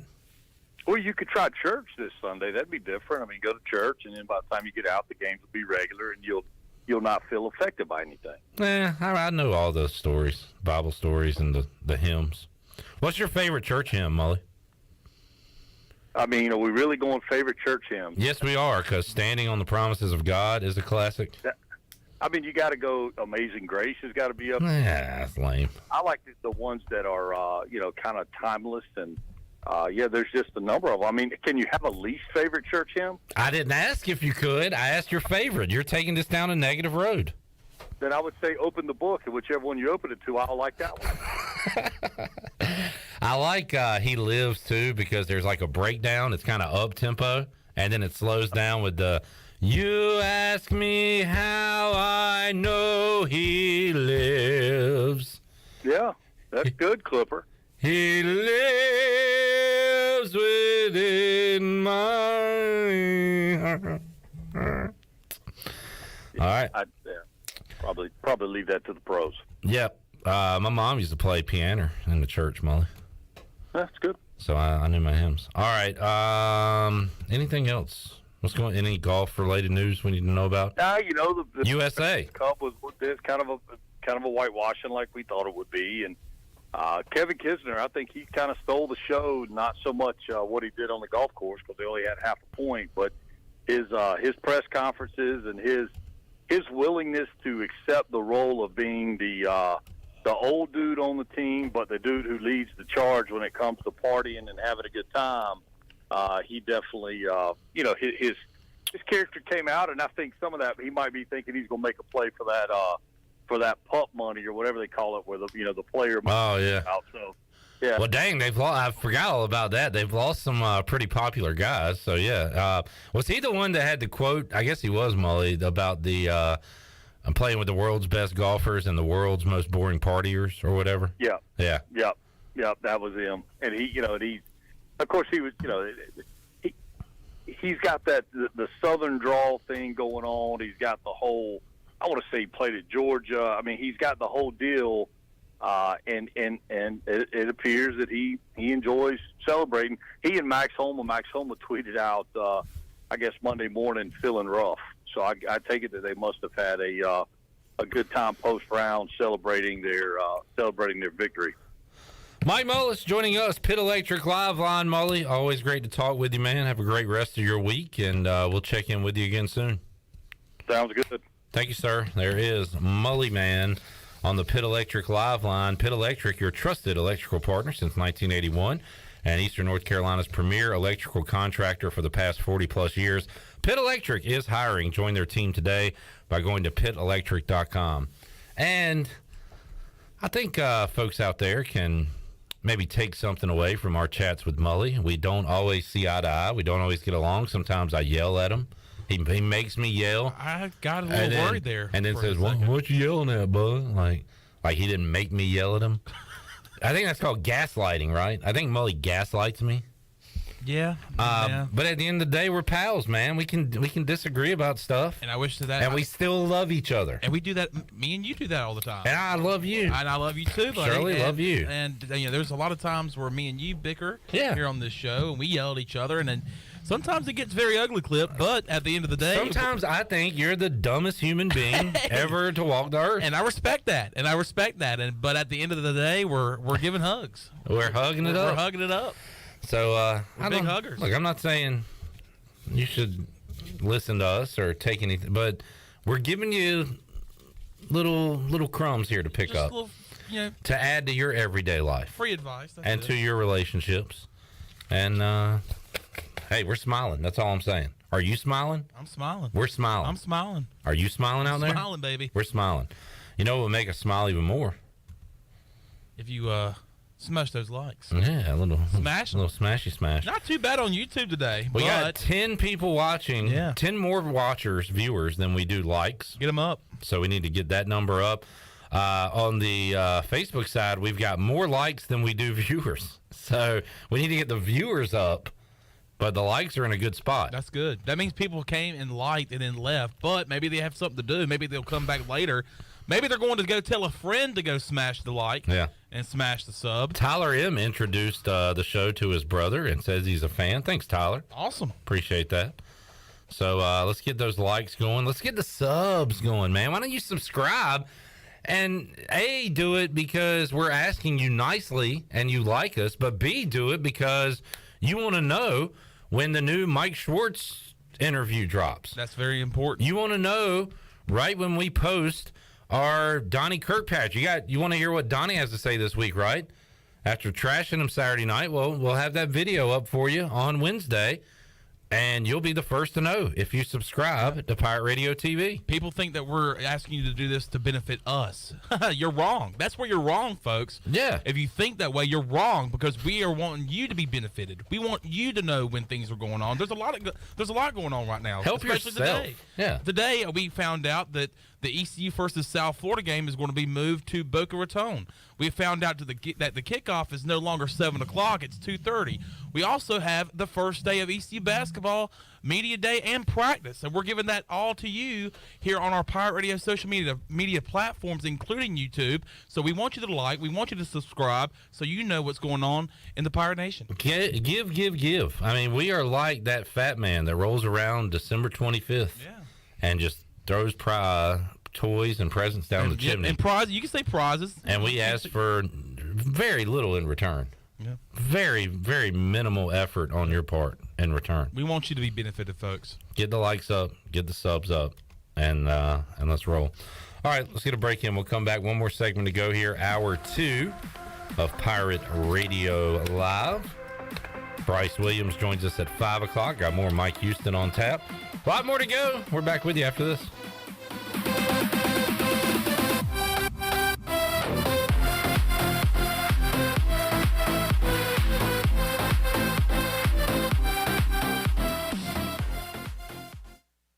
The Buccaneer Music Hall is your beacon of music in the land of pirates. The doors open at noon, 7 days a week. And the Buck has live music every night, along with football.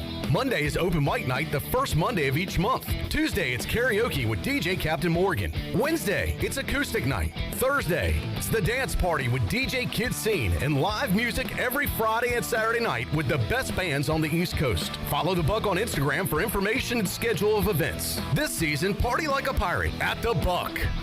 Beauty Bar Medispa wants to know if you are ready to fall into beauty. October 7th through the 14th. All services and products will be on sale. Botox, filler, painless laser hair removal, facials, RF microneedling, rejuvenating laser treatments to treat brown spots, wrinkles, texture, veins, and skin tightening. And now, the only facility in the area to offer non-surgical under-eye fat pad treatments. BeautyBarMedispa.com, Red Banks Road, Greenville. Go Pirates!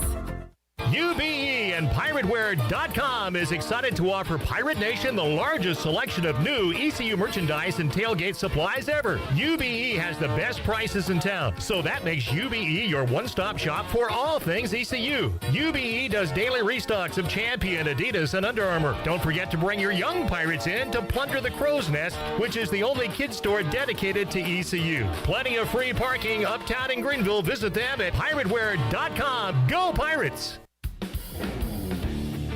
Before you hit the road this travel season, be sure to get your tires inspected by the tire guys at Greenville Auto World. The Greenville Auto World service team sells all the top brands and economy tires if you need a new set. Need an oil change, state inspection, or AC repair? Greenville Auto World can work on any type of vehicle, and the monthly oil change special is only $29.99. Make an appointment now by calling 364-8730. For award-winning service, trust Greenville Auto World.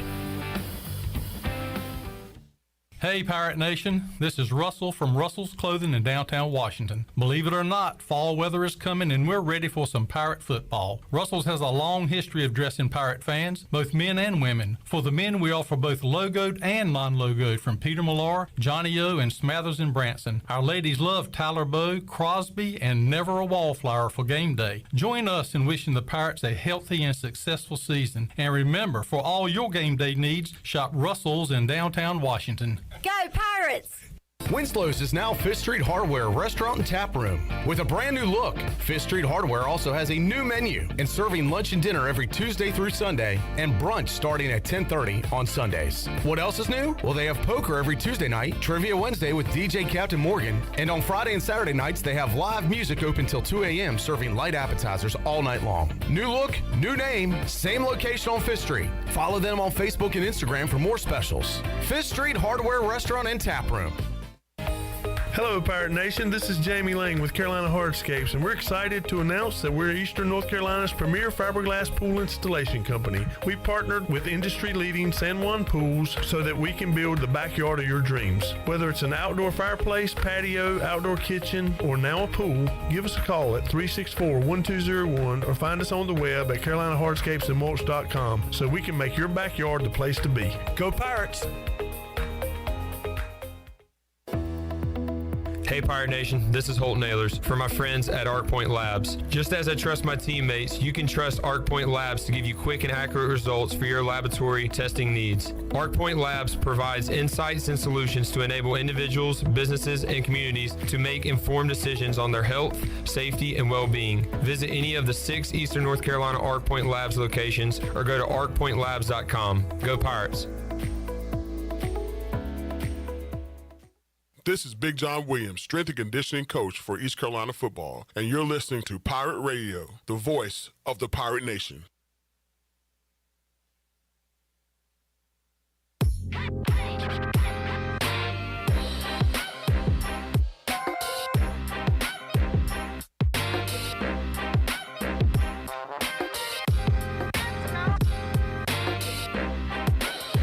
You're listening to Hour 2 of Pirate Radio Live. This hour of PRL is brought to you by First Bank. Together with our customers, we're creating a world where individuals and communities thrive. Visit the First Bank location on Arlington Boulevard in Greenville for all your personal and business banking needs.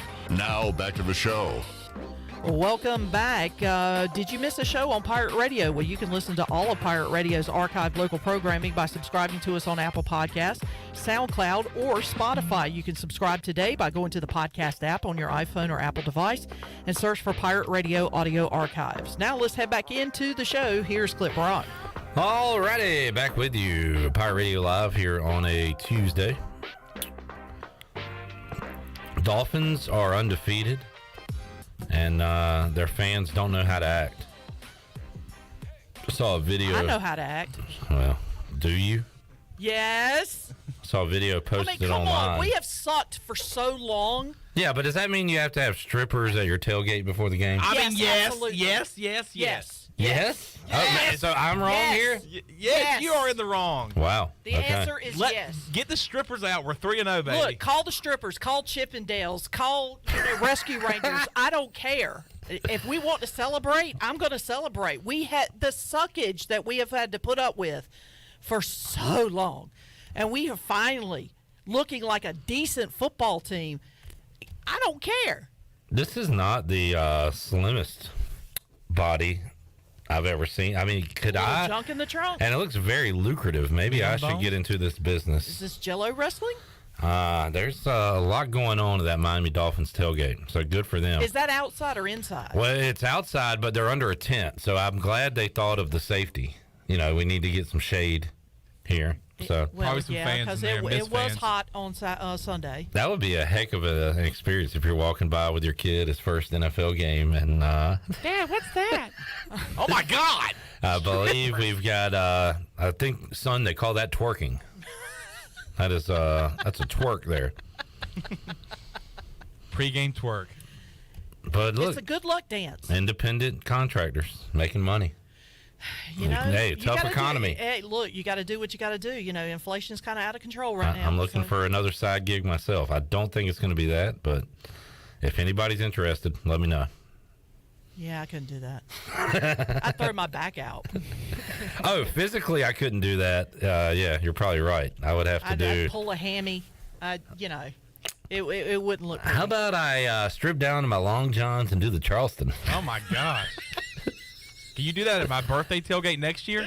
Put on some 1940s, and I'm going to show you a little how to cut a rug. Yeah, going to cut a rug here today. A little game day cutting rug. Make sure it's beige. Me and my friend long underwear. Like that off-white color. What do they call it, eggshell? Yeah, just the prettiest color out there. All right. So there you go. Wonder what the tailgates will be like at Boca Raton on Saturday.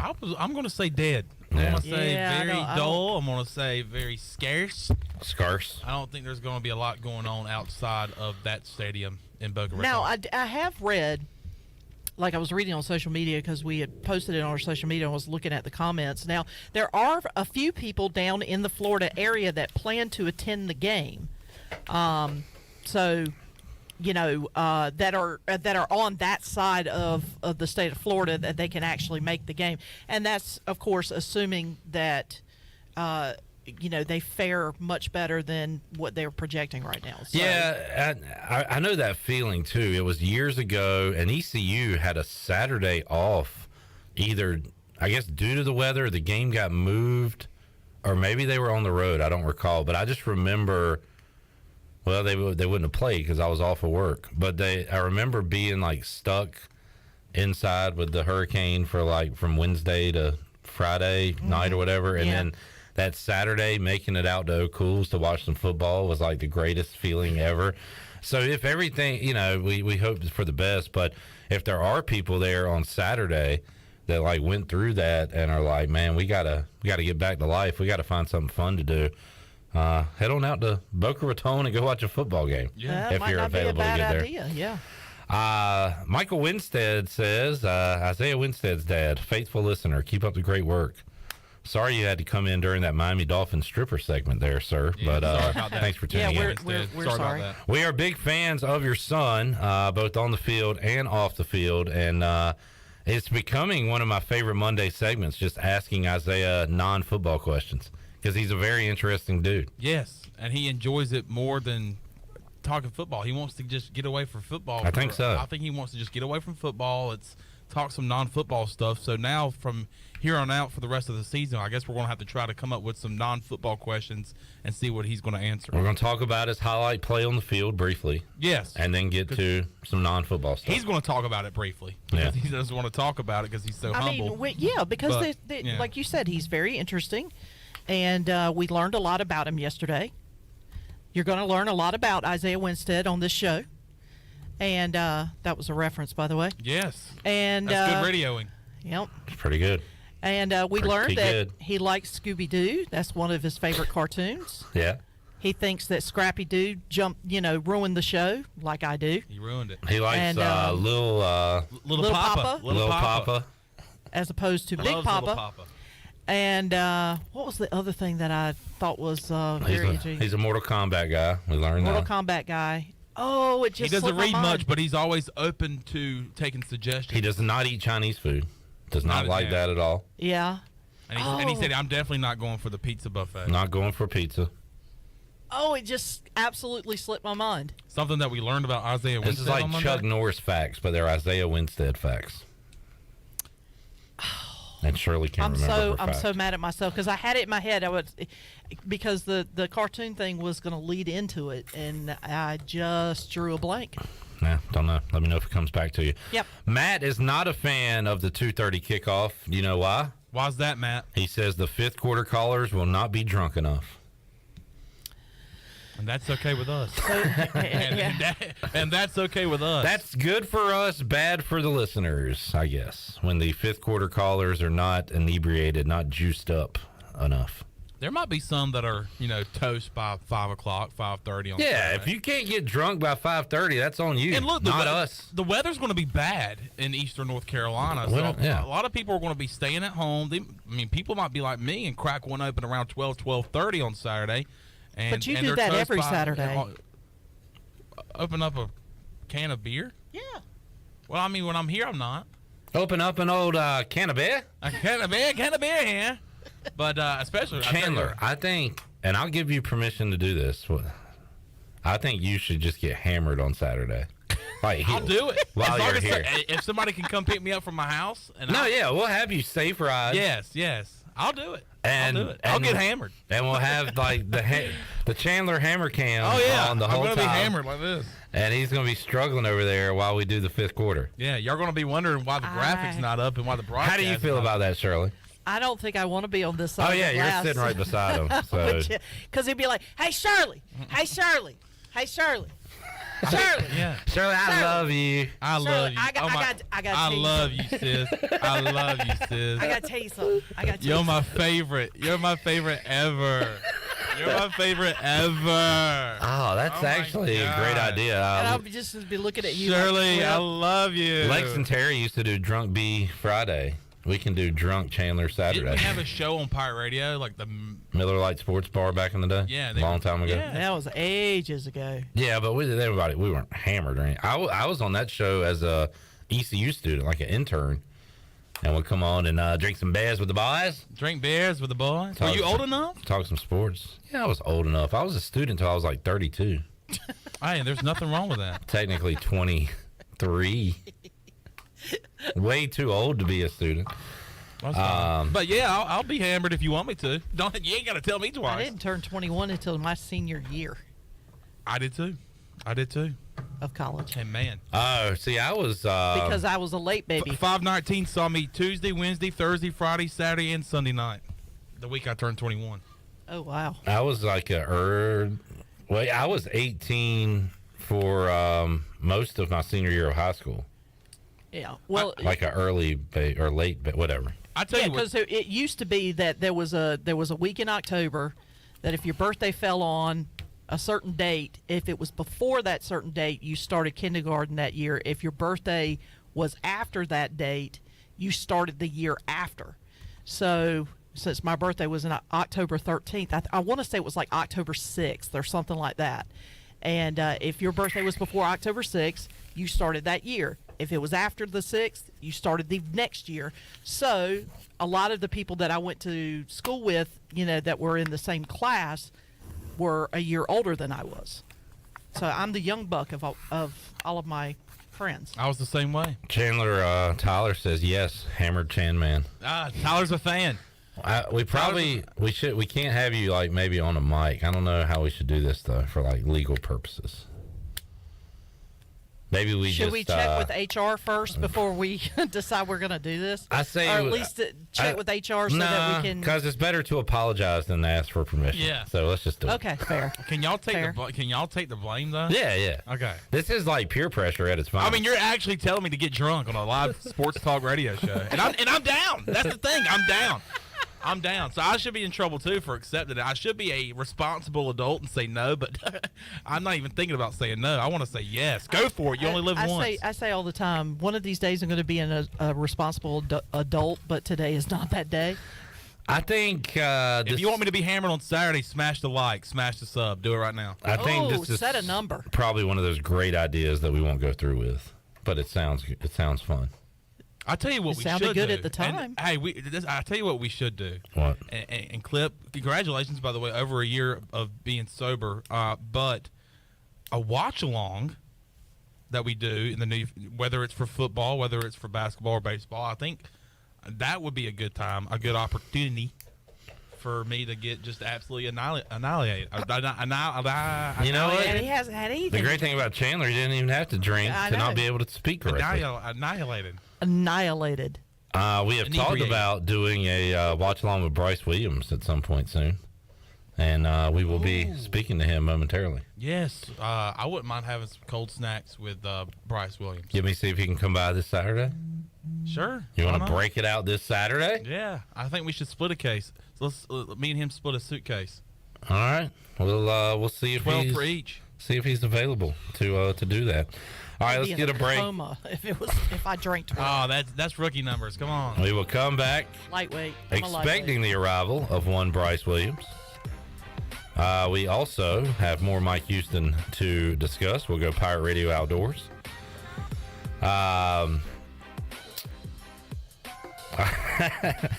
Mr. Winstead just showed the show to his wife, and she thinks we are so funny.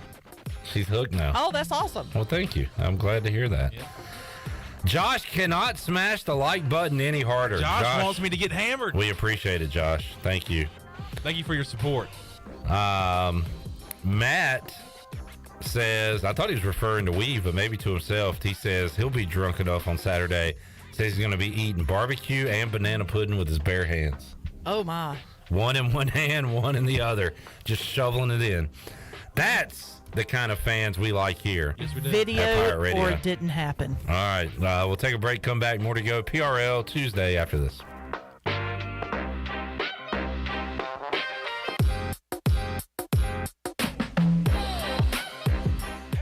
So how does short points work? Well, at Jersey Mike's, 6 regular number 13s plus 3 giant number 7s equals a free regular number 13. So Pepsi and Lay's now earn more points towards free subs. That adds up. Exactly. Download the Jersey Mike's app and earn rewards towards free subs with every sub, Pepsi, and Lay's you purchase.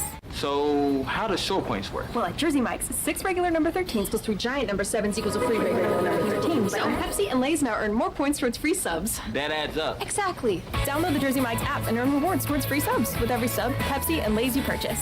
Hey Pirate Nation, Lindsay Gray here with Carolina Caliber. In 1960, my granddaddy started his firearm business right here in Eastern NC. Still family owned and operated, we have the area's largest selection for outdoor shooting sports and accessories and are one of the nation's top firearm dealers. At Carolina Caliber, we have everything you need from hunting, home defense, and personal protection, including a wide variety for ladies and youth. We buy, sell, and trade. It's a time-honored tradition. Visit us at Carolina Caliber on Fire Tower Road in Winterville. Do you have an old injury or just some pain that keeps holding you back? It's time for you to get better. With Kinetic Physical Therapy and Wellness, we can help you get your life back. Whether you need to get back to a sport, back in the gym, or just back to enjoying life, our team of specialists use a one-on-one, hands-on approach in our state-of-the-art facility to get you back moving again. Don't settle for where you are. Don't stay in pain. Visit kptonline.com today to see how Kinetic Physical Therapy and Wellness can help you live well, move more, and hurt less. Have you experienced increased aches and pains recently? Have you heard of CBD? Hemp Garden is your premier CBD retailer in Eastern North Carolina. Do you find yourself having anxiety or in need of extra sleep support? Hemp Garden has a variety of Delta 8 and hemp-derived Delta 9 products that can assist with those issues. If you're unable to stop by the store, don't worry. Give them a call today at 413-6100 for a consultation and they'll ship right to your door. Hemp Garden, 3040 South Evans Street in the Target Shopping Center in Greenville. At Jimmy John's, we don't make sandwiches. We make the sandwich of sandwiches. We use fresh veggies because we don't hate salads. We just feel bad for them. We make our sandwiches exactly how you want because you're the one who's eating it. And we bake bread all day, every day because stale bread isn't bread. It's croutons. Sandwich history is written by the victors. Good thing we have legible handwriting. Jimmy John's, the sandwich of sandwiches.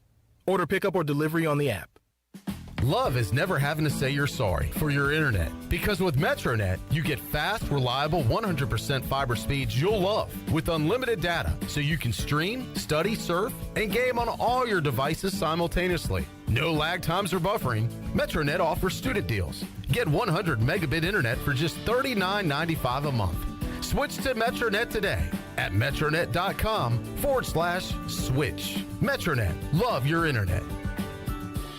Pabst is the place where friends come to gather, a place where the party naturally goes, a place where someone is microwaving a burrito, a place where a kitchen. It's a kitchen. Pabst Blue Ribbon. This is the place.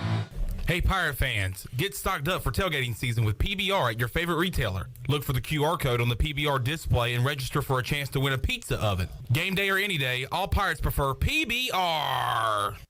It's bow time. Why are Bojangles Chicken Supremes called Supremes? Well, with golden crispy chicken tenderloins this juicy, tender, and full of bold flavor, what else would you call them? Superbs? Nah, that would be weird. Get your Chicken Supremes combo today with a scratch-made biscuit, your choice of fixin', legendary iced tea, and have you heard there's a new sauce in town? Try our new creamy buffalo sauce when you get a Chicken Supremes combo today. It's bow time. This is Pirate Radio, WGHB Farmville, 1250 and 92.7 FM Greenville, WDLX Washington, 930 and 104.1 FM Washington.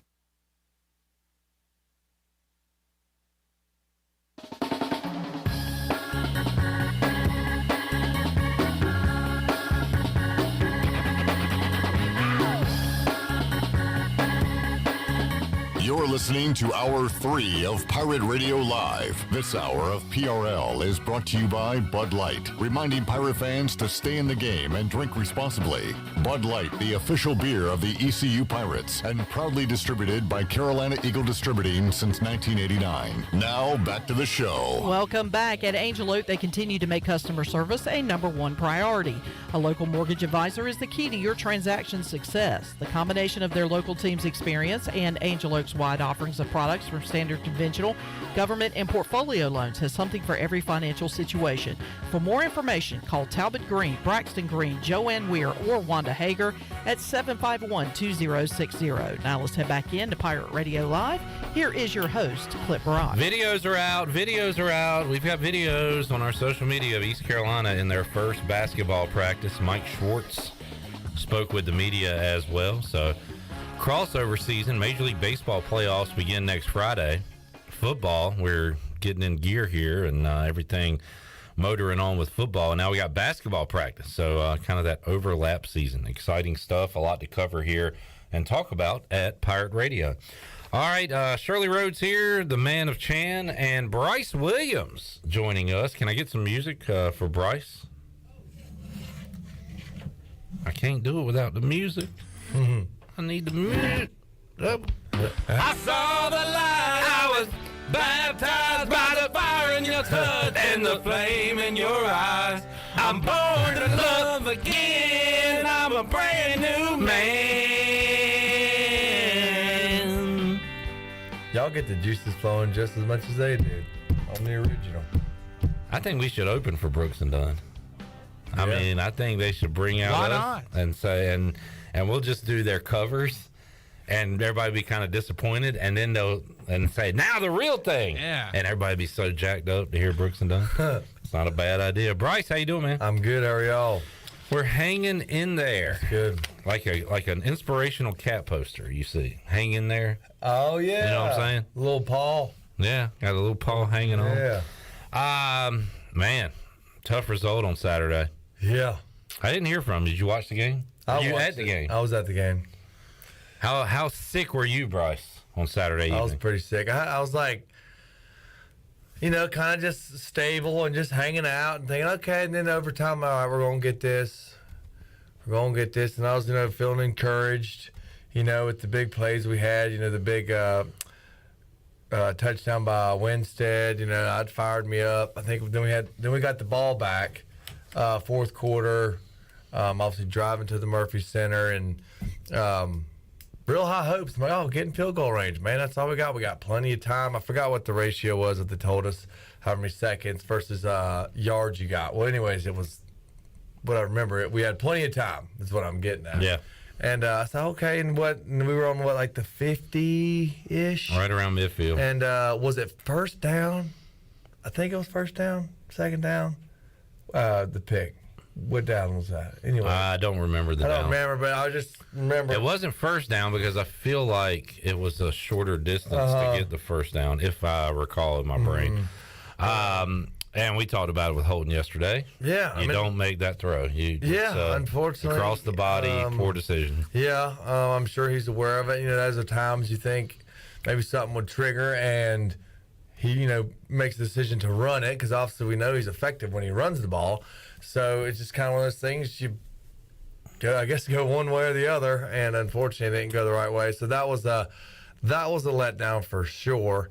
And then obviously the overtimes, I would have liked to seen some targets at the end, in the end zone. I feel like we didn't go for the end zone any during overtime, which, I mean, obviously Holton's got the arm to throw it 26 yards, because we started on 25, so we throw it into the end zone.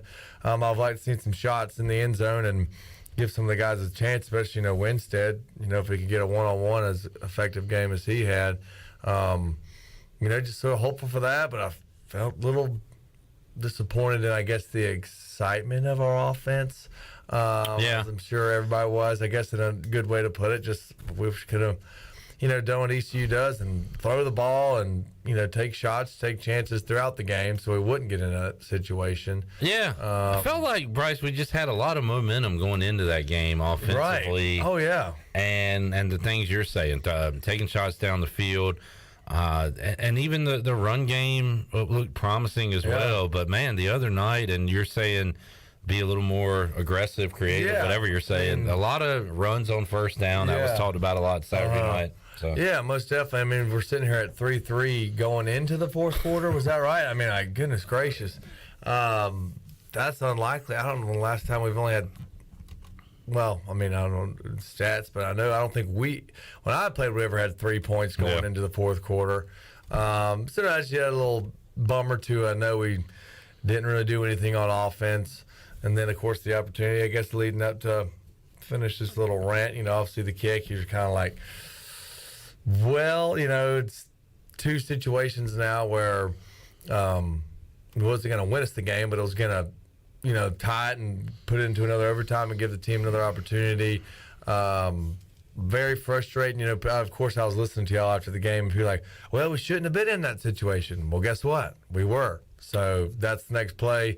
That's the next opportunity for someone to make something happen. Everybody's got to point the finger somewhere. It's just a matter of who and where you're going to point it. And, I mean, the bummer is, we know Daffer's, he's a good kicker. There's no denying that. He's got the leg, and we've seen what he did last year. But I feel like he may just be in his head right now, I guess, which is he's got to figure a way out of that, because no matter how good you are, if your mental game is screwed up, and maybe, well, I'm going to say, I guess possibly it is, because it proves in the pudding, I guess. Right. That was certainly a makeable kick for him. Yeah. And if it's in the second or third quarter, he probably buries it. Right. So it's like, you're not going to get these non-tense situations where, it's just an extra point.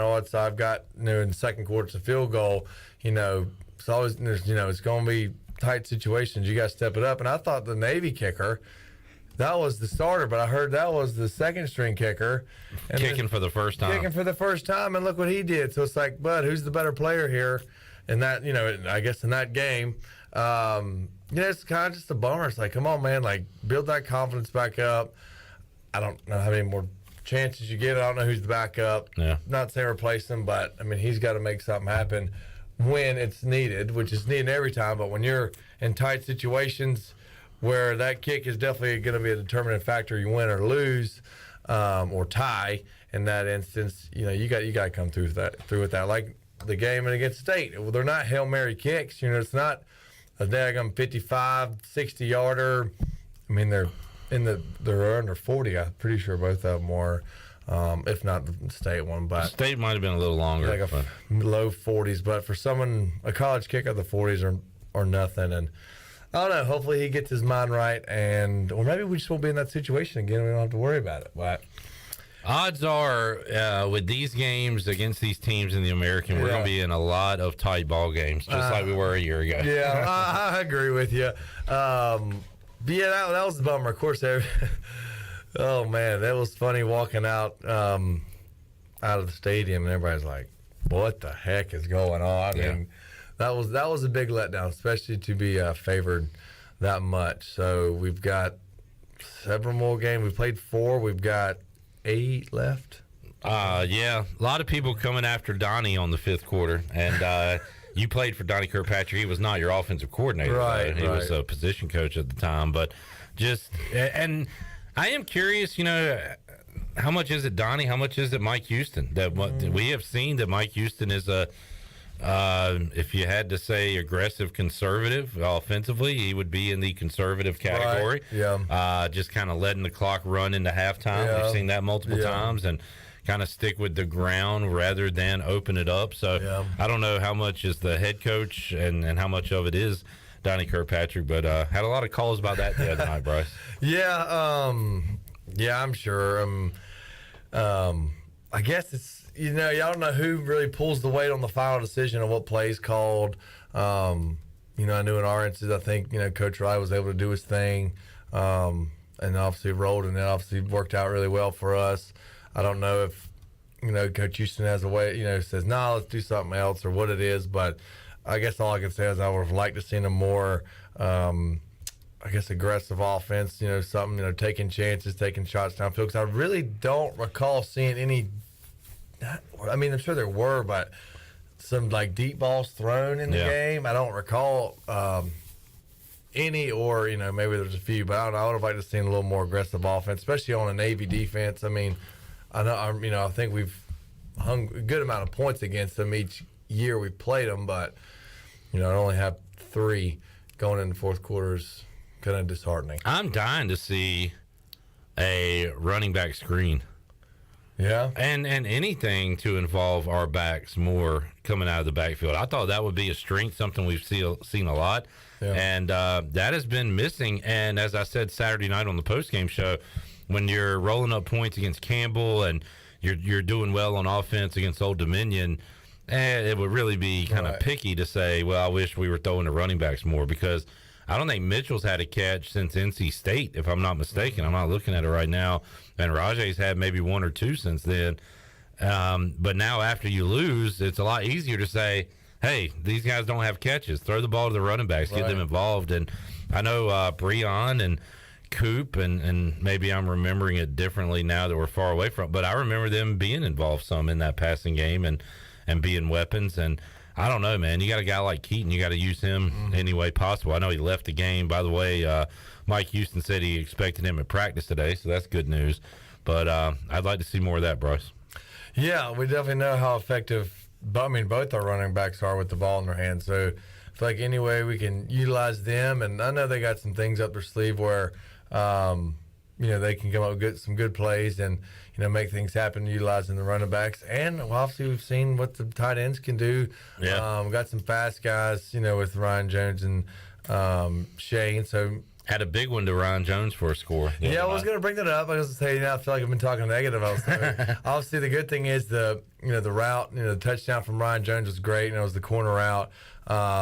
He did a great job, using his body to shield off to the DB. And almost kind of boxed him out. Oh, yeah. So it's always great when you can obviously just manhandle the DB and, box him out and obviously catch the ball. But when you catch a touchdown like that was good. Obviously good thrown ball by Holton. So on a positive note, we have another tight end. That's 4 games in a row, tight end scored. So I'd like to obviously see that keep happening. Matt asking, did Hatfield get in the game? I saw where Igo has said that Hatfield was dealing with an injury, so we can talk more about that when Steven's here on Wednesday. But that is the reason we didn't see a lot of Josiah Hatfield in the game on Saturday. More positives, Bryce. You hold Navy to under 3 yards a carry, and you didn't give up any big long runs. You gave up chunk plays in the passing game, but not the run game on Saturday. Yeah, and that's what was hopeful. We had a defense. I guess that's the least we've held Navy to ever since I played, at least. And for the defense to play that well and the offense to not play that well is kind of a bummer. To know, you have games where one team's one side of the ball is doing better than the other, but you would think against the Navy defense, our explosive offense could have done a little more to, I guess, help the defense out as well as they were playing. So it's kind of a bummer we didn't take advantage of that, being able to hold Navy that to to those lower points. And, man, best goal line defense in the country. Once again, East Carolina stands tall at the goal line, and they have been really good in the red zone this year defensively. They've been good offensively in the red zone as well. But that defense, if you get the ball at the 1 yard line against East Carolina, kick a field goal. Yeah. Because you're not getting in. We saw that again on Saturday. Yeah, that I tell you, like I said, going back to defense, how well they played, and that's exciting. I mean, the defense, watching them is super exciting. It seems like we're getting set, all kinds of QB pressures and sacks. I mean, it's fun to watch the D line and the linebackers, and the DBs making some plays as well. But I think up front, those guys are doing great. Robert sarcastically saying, "Whoa, Clip, don't mention screen." Whenever I mention screen on an ECU page, I get "you're not the coach." That's always thrown at me. And I'm not a coach, and I don't like talking about play calling a lot because I don't know what defense they're looking at and why they're, so I don't really get involved in that much. And people call in about it on the fifth quarter, and I love to hear their thoughts. That's what the show's for. But I don't have a lot of input on play calling because it's a lot more difficult than we think it is. Oh, yeah. But I did throw in my 2 cents there that I'd like to see something more in the running back screens in particular.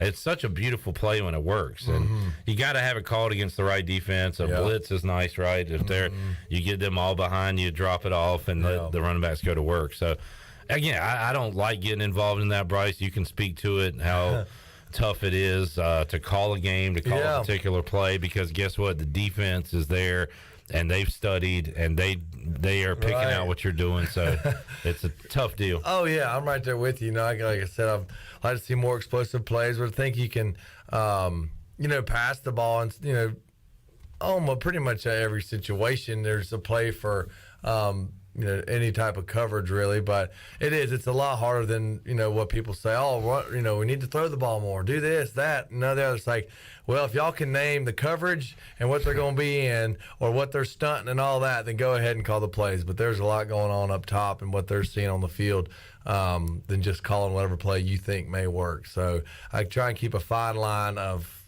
my opinion on, plays and things like that. All I can say is I'd like to see more explosive offense, at times. Yeah. That's about the gist. I'll go into it. Bryce Williams joining us. Let's get a break in. We'll come back. We'll talk about this week's matchup against South Florida. New location, new kickoff time. We'll discuss that.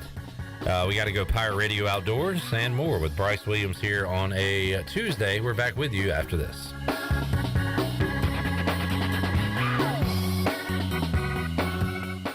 Greenville Utilities electric customers will soon be able to receive text notifications in the event of power outages.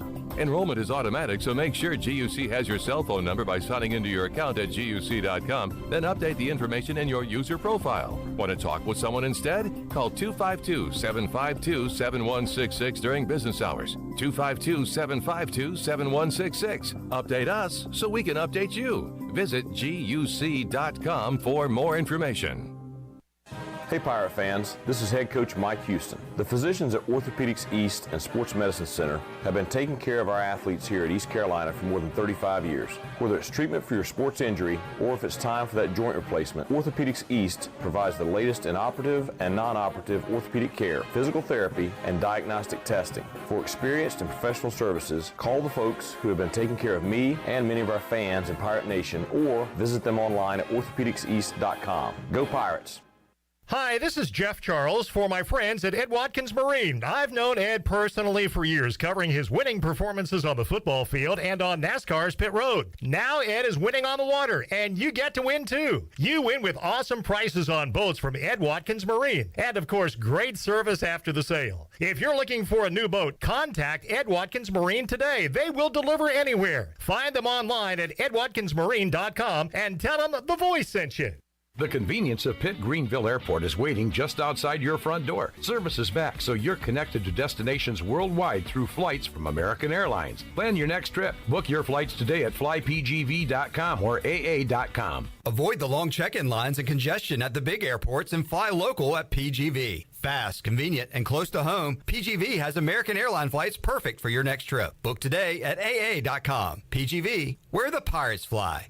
ASAP Party and Tent Rentals is your one-stop shop for weddings, anniversaries, corporate events, family reunions, birthday parties, or any celebration with friends and family. ASAP Party and Tent Rentals has the widest selection of tents, tables, chairs, linens, china, concession equipment, bounce rides, games, staging, wedding equipment, dance floors, and so much more. At ASAP Party and Tent Rentals, we help people get together. Call today at 756-7903. ASAP Party and Tent Rentals, locally owned and operated on Diamond Drive in Greenville near Agri Supply and Equipment Plus. Hi, I'm Annalie Newhoff. And I'm Rob Campbell. And we are with CopyPro. We have been locally owned and operated here in Eastern North Carolina for almost 50 years. CopyPro is the leader in office technology. Does your business struggle with keeping printing costs low or producing professional documents? Here at CopyPro, total customer satisfaction is our #1 priority. We have a variety of solutions to help reduce your printing expenses and make your business more productive. Call us today at 1-800-682-6558 or online at copypro.net. CopyPro, we are the professional office systems people.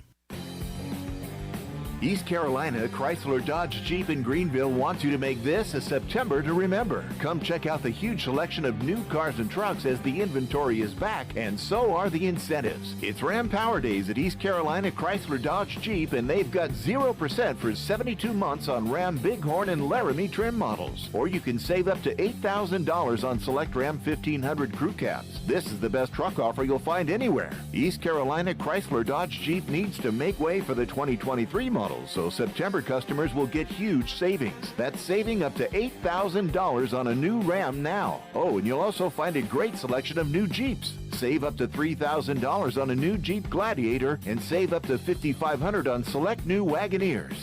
East Carolina Chrysler Dodge Jeep across from the Craft Barrel in Greenville. Come see us. Offers do not include tax tags and $7.99 admin fee. Customers must qualify for all applicable rebates. See dealer for details. This is Jeremy Lewis, and you're listening to Pirate Radio, the voice of the Pirate Nation.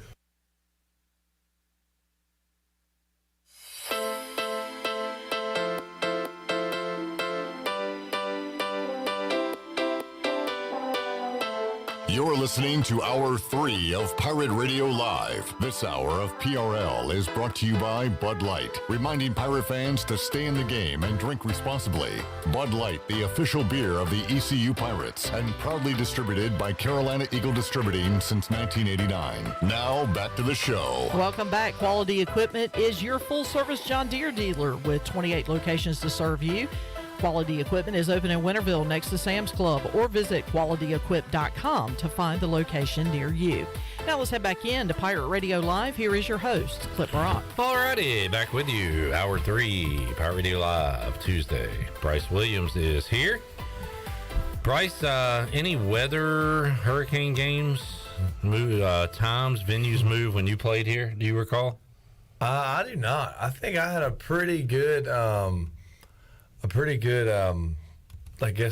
game schedule time flow. I think we did have one delay at home one year, and I cannot remember. It might have been Houston. For some reason, Houston's coming to mind when we had a delay. I think might have been my first year we played. I don't think I make it. There was a night game against UTEP, UTSA. But I remember there was a lightning delay, and we were up in the mobile home press box. It might have been that was UTEP. Definitely UTEP. Wasn't UTEP? That was the game. It might have been UTEP. We were introduced to Shane Carden. That he had a really good game. We were like, all right. Was that okay? 2012. But I remember during the Mo era, we had the Virginia Tech deal where a hurricane was coming, and we canceled the game. Didn't really do much. But we also had the time. I want to say we played at South Florida. Yes. And we had a hurricane hit us, and I remember we stopped doing the post-game show early so we could get home because it was getting a little rough. And the players like flew into Virginia and tried to drive back through a hurricane, and like the administration caught a lot of flack for that because they were like stuck on the road trying to drive through a hurricane or something. And not good. But that was after your time here at East Carolina, Bryce. So, but the players will be going through something this week a little different. They will not be playing at South Florida and Tampa. Actually, they will be playing in Southern Florida because South Florida is in the middle of Florida in Tampa. but they're going down to Boca Raton, which is actually more southern Florida, to play that game. And the game time has been moved to 2:30. So I don't know. Knowing it this far in advance shouldn't have much of an effect on the players, you would think, right? Yeah, I wouldn't think so. I mean, it's just going to feel like, I guess, a away game for both of them. But yeah, I wouldn't think this is any shortcoming to throw anybody's, I guess, routine off, which is nice. That would happen on a Thursday or maybe. Well, I mean, I don't know. I don't really feel like it should throw anything off. I mean, because of stadium to stadium for the most part.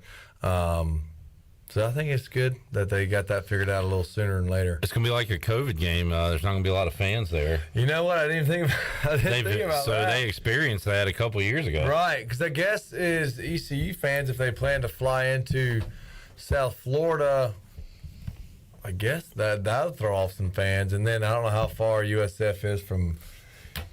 let's find out. Let's check it out. Let's get to know our Florida geography. Yeah. So we're going to go Tampa, Florida to Boca Raton. Boca Raton. That's a nice 3-hour, 54-minute drive. You might as well call it 4. Hey, you know what? Let's round up. Call 4, because what if you know you're going to hit traffic on whatever highway that is. Well, and this is in nice conditions. This is not in flooded hurricane conditions. So, yeah, and let's face it, South Florida fans not that passionate anyway. They're not going to make that trip. Hopefully parents can, maybe, but... That'll be a unique situation. Absolutely. Environment, I guess, is what I'm getting at, yeah. Michael on Facebook says he noticed East Carolina became predictable. When they get a first down, they'd run the ball in the middle every time after a first down. A lot of running into a brick wall. Yeah. Yeah, unfortunately, I noticed that. I didn't notice it was every first down, but I just noticed it was... Well, Weaver broke down every first down play on the fifth quarter, and I want to say he counted 7 that were... And it was I think the most... 0 yards. I want to say, the longest yardage on a first down, if I remember correctly, when Weaver was running off those stats. I think 2 yards was the most. Yeah, so there was 6 or 7 that were 0 yards, but then you could throw in a few more that were 2, 3, 2, 1, 1. Yeah. You know, it'd have been nice to take some shots. That's just been nice. But Bryce says we should have relived our college days and took some shots at the bar. We were talking before you got here. We thought it'd be fun for one Saturday, and maybe this Saturday to just let Chandler drink all day during the pregame and game and postgame, and just get him hammered in here during the show. That would be funny. You think? I mean, and then he may pass out on live video. And we could, and that's the goal. We could write on his face. On his face. Yeah. Give him the Harry Potter glasses. And with the okay. Sharpie and. I've always wanted to ride Hogan's Goat live on Sports Talk Radio. There we go. The first, well, not the first ever. Ride them all day. Pat Rady got a new mascot. Bryce, we're going to get you here one Saturday for a watch-along. Yes, that'd be fun. It might not be this Saturday because you have plans, but your plans involve going to the beach. So what's the weather going to I don't know. Because I asked Jake if we were going to plan on fishing, and he said, well, if it doesn't hurricane on us. So hopefully it doesn't. But like I said, if I don't go to the beach, then maybe I can come. If you want to do a pop-in, we'll be here, and we'll be watching it, so we can... Well, if I will come on when I do a watch-in, or if I pop-in, am I able to sit here? Absolutely. You got your seat. Chandler, sit over there. We'll put him, and we want a big dunce cap, and put him in the corner, and Shirley can sit there. They don't have a case of beer for him, though. He can still drink the dunce cap. But he can't get up. He has to roll the chair. Yeah. He has to be in that chair. If he goes to the bathroom, he's got to roll down the hall. Yeah. All right, we got plans now, folks. But we want to get Bryce here one Saturday with us to watch a game and get your take on it, Bryce, because you can provide a lot more information on what we're seeing than we can. As far as was during one of the plays I remember watching it, I was like, and then right before he threw it, I said, "Oh, he's going Ryan," and then it was I think it was the mesh route, and then he threw it to Ryan, and Ryan made a good play off. I said, "Yep." I figured it out. You called it. You saw it coming. That was our 92. I don't know what they call it now, but yeah, the old mesh play. Can you recite a play call from your college days, like a full call that Shane hollered out to you? Ours was simple. Oh, okay. It was like 618, 619. What did that mean? 92 mesh. Like 618, I had a stick route. And, or 92 mesh would be like the 2 inside receivers. My formation's right. They would cross, but, the certain guy from, I think it was always the Y would go over top. Oh gosh, either way, like the X or the H would be almost set in the pick for the Y coming across. That was like 92 mesh. Did you run a lot of option routes in college? Because that didn't really run. I heard like the other night on the Sunday night game, Jerry Jeudy, and this was the third game with the new coach and and Russell Wilson in Denver, and they were saying they're still not on the same page, and he on that option route should have done this instead of that. Like where you have an RPO. No, well, it's more just your route. Like you have the option to go in. Yeah, we had some of those. I cannot remember which one, but it all depend on which where the DB was. If sometimes it could be breaking to a corner route or a post. Because if you don't have a veteran QB, like in your case, Shane Carden, that could be an absolute nightmare. Right, and like with when we would do, I guess that was more NFL. But depending if I did like a 618 and it was man, then I could break out, because obviously I can get separation if it's zone. Obviously you don't want to break into the zone. So yeah, we had like the 618 was more so probably our option route that we had. All right, it's kind of fascinating to me because if you do the wrong thing or the quarterback thinks you're going to do the wrong thing, it's an absolute disaster. If you do the wrong thing and it was the wrong thing, that is not good. But yeah, it's always nice to have those option routes because most of the time that receiver who has that should be around the first or second read. So yeah, that is always nice. How many plays did you have where you were the first read in the offense? I really don't know. Justin Hardy took precedent maybe and say you had a lot of talented guys. Yeah. With that one play against Carolina where you were like hidden in the offensive line, you had to be the first guy. Yeah. That was your play. There were several plays that were drawn up, and I'd be in the backfield, and you're thinking to run play, I'd go through the line, I'm going to hit the linebacker, and obviously sweep by and get dumped off in the middle. On the goal line, one-on-ones, I'd be the first option on that. I mean, there was several that I was the first read, which is always nice because I'm going to get the ball. Get the ball most of the time. Anna, watch this. I'm about to get it. Yeah, I'm about to get the ball. A little sign. It's coming to me. Watch this. Oh crap! The defense saw it. Shane, don't throw it to me. Just kidding, baby. It ain't coming to me no more. It ain't coming to me no more. How's everybody doing? Good. The boys? How are your boys? The boys are great. They're wonderful. They're the apple of my eye. Bryce has 2 pups. Do they enjoy going out fishing with you? Yes, they do. But do you take them in the woods with you though? I've never taken them hunting, but I've taken them walking in the woods. They love the boat. Grady, literally, when we go to the beach, will stare. I'm not kidding you. We'll be on that dock from first time he wakes up in the morning and staring at the water.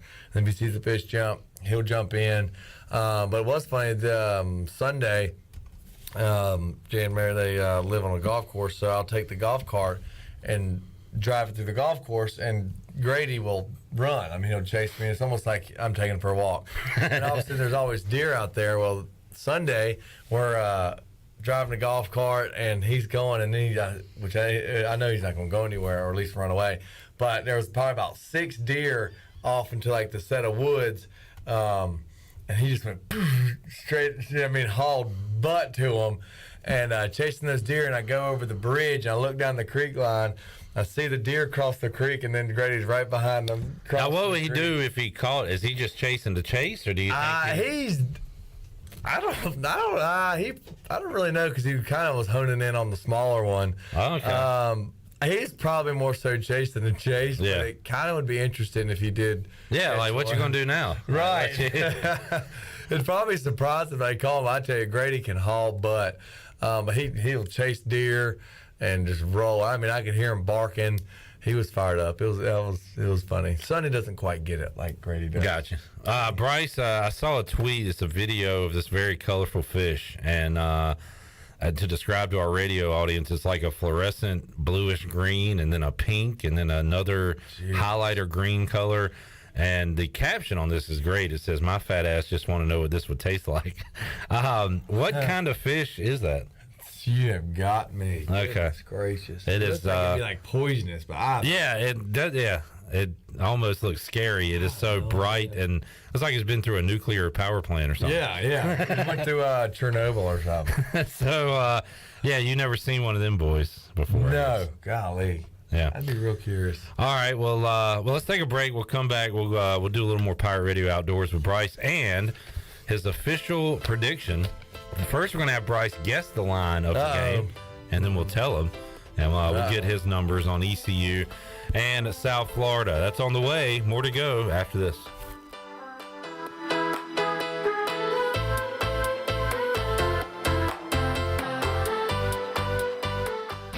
Are you ready for some football, Pirate Nation? Bud Light is America's favorite light beer and the official beer of the ECU Pirates. When planning your fun times this football season, be sure to pick up some Bud Light at your favorite retailer. Bud Light carefully brews their beer to be perfect for anywhere there's fun. Because when there's fun, Bud Light is there. Get ready to have fun this season, Pirate Nation, and always stay in the game and drink responsibly. Bud Light, the official beer of the ECU Pirates, and proudly distributed by Carolina Eagle Distributing since 1989. Your vehicle is a big part of your life. That's why you should trust the team at Greenville Auto World for all your vehicle needs. Greenville Auto World believes in fair prices, superior service, and treating customers right. Visit greenvilleautoworld.net to see their fully stocked inventory of SUVs, trucks, and cars. Need a lift kit, custom rims, or wheels? Greenville Auto World can upgrade your vehicle today. For sales or service, visit Greenville Auto World on Highway 43 in Greenville.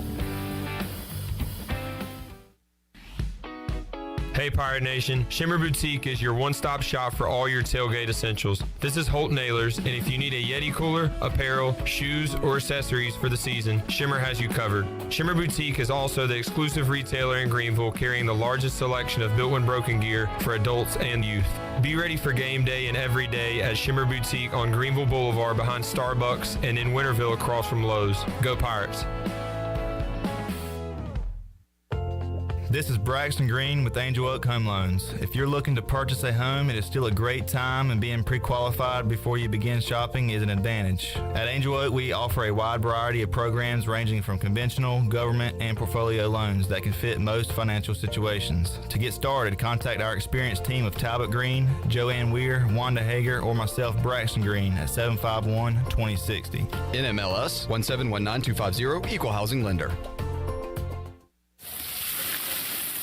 We know that juicy, cheesy, grilled to perfection burger sounds amazing, but it does sound like something is missing. Pepsi, baby! The yin to this burger's yang. Burgers and Pepsi go together like burgers and Pepsi. This perfect blending of flavors makes every bite of lettuce, every sesame seed on the bun, and every sip of that crisp, refreshing, ice-cold cola a journey to Foodtopia. Burgers, better with Pepsi. That's what I like. Is that the sound of an ooey gooey cheesy crunchy slice of P-I-Z-Z-A? Obviously, but as good as that sounds, we think it can get even better.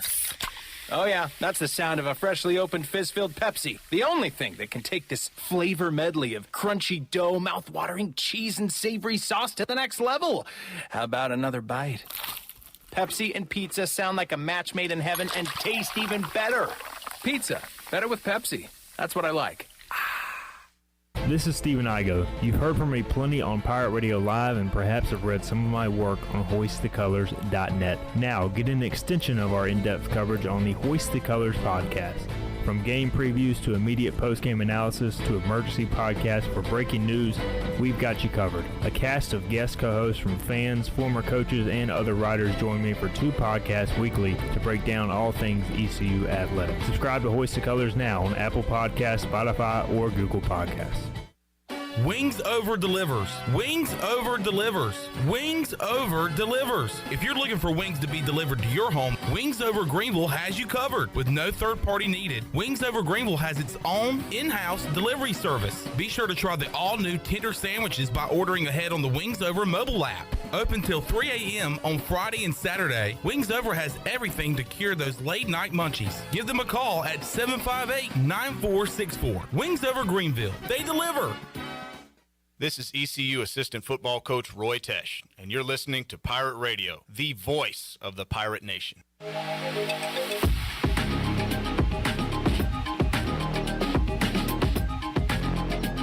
You're listening to Hour 3 of Pirate Radio Live. This hour of PRL is brought to you by Bud Light, reminding Pirate fans to stay in the game and drink responsibly. Bud Light, the official beer of the ECU Pirates, and proudly distributed by Carolina Eagle Distributing since 1989. Now, back to the show. Welcome back. Do you want to get rid of wrinkles, tighten and lift your skin, smooth your skin texture, erase veins and brown spots, and get rid of unwanted hair? Are you interested in Botox or filler? Contact the licensed professionals at Beauty Bar Medi-Spa on Red Banks Road in Greenville. Free consultations available by calling 752-1406 or visiting beautybarmedispa.com. Enjoy your visit. Love your transformation. Now let's head back into PRL. Here's Clip. Alrighty, back with you. Pirate Radio Live here on a Tuesday. Look, listen, coming up Thursday on the show, we're going to have Cy Seymour on. Talk basketball. That'll get a smile on everyone's face. He might have us hyped up thinking we're going to go to the tournament this year. No, Pirates are going to the Final Four. Final Four? Final Four. Not Elite Eight, not Sweet 16, not round of 32. Yeah. Final Four.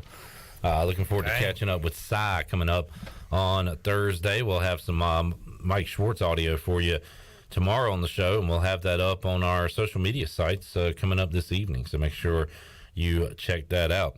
All right, Bryce, we went a little outdoors earlier. Let's go Pirate Radio Outdoors again real quick. Tell us the latest, what you've been up to. Well, I was able to hit the water twice this week, so that was always nice.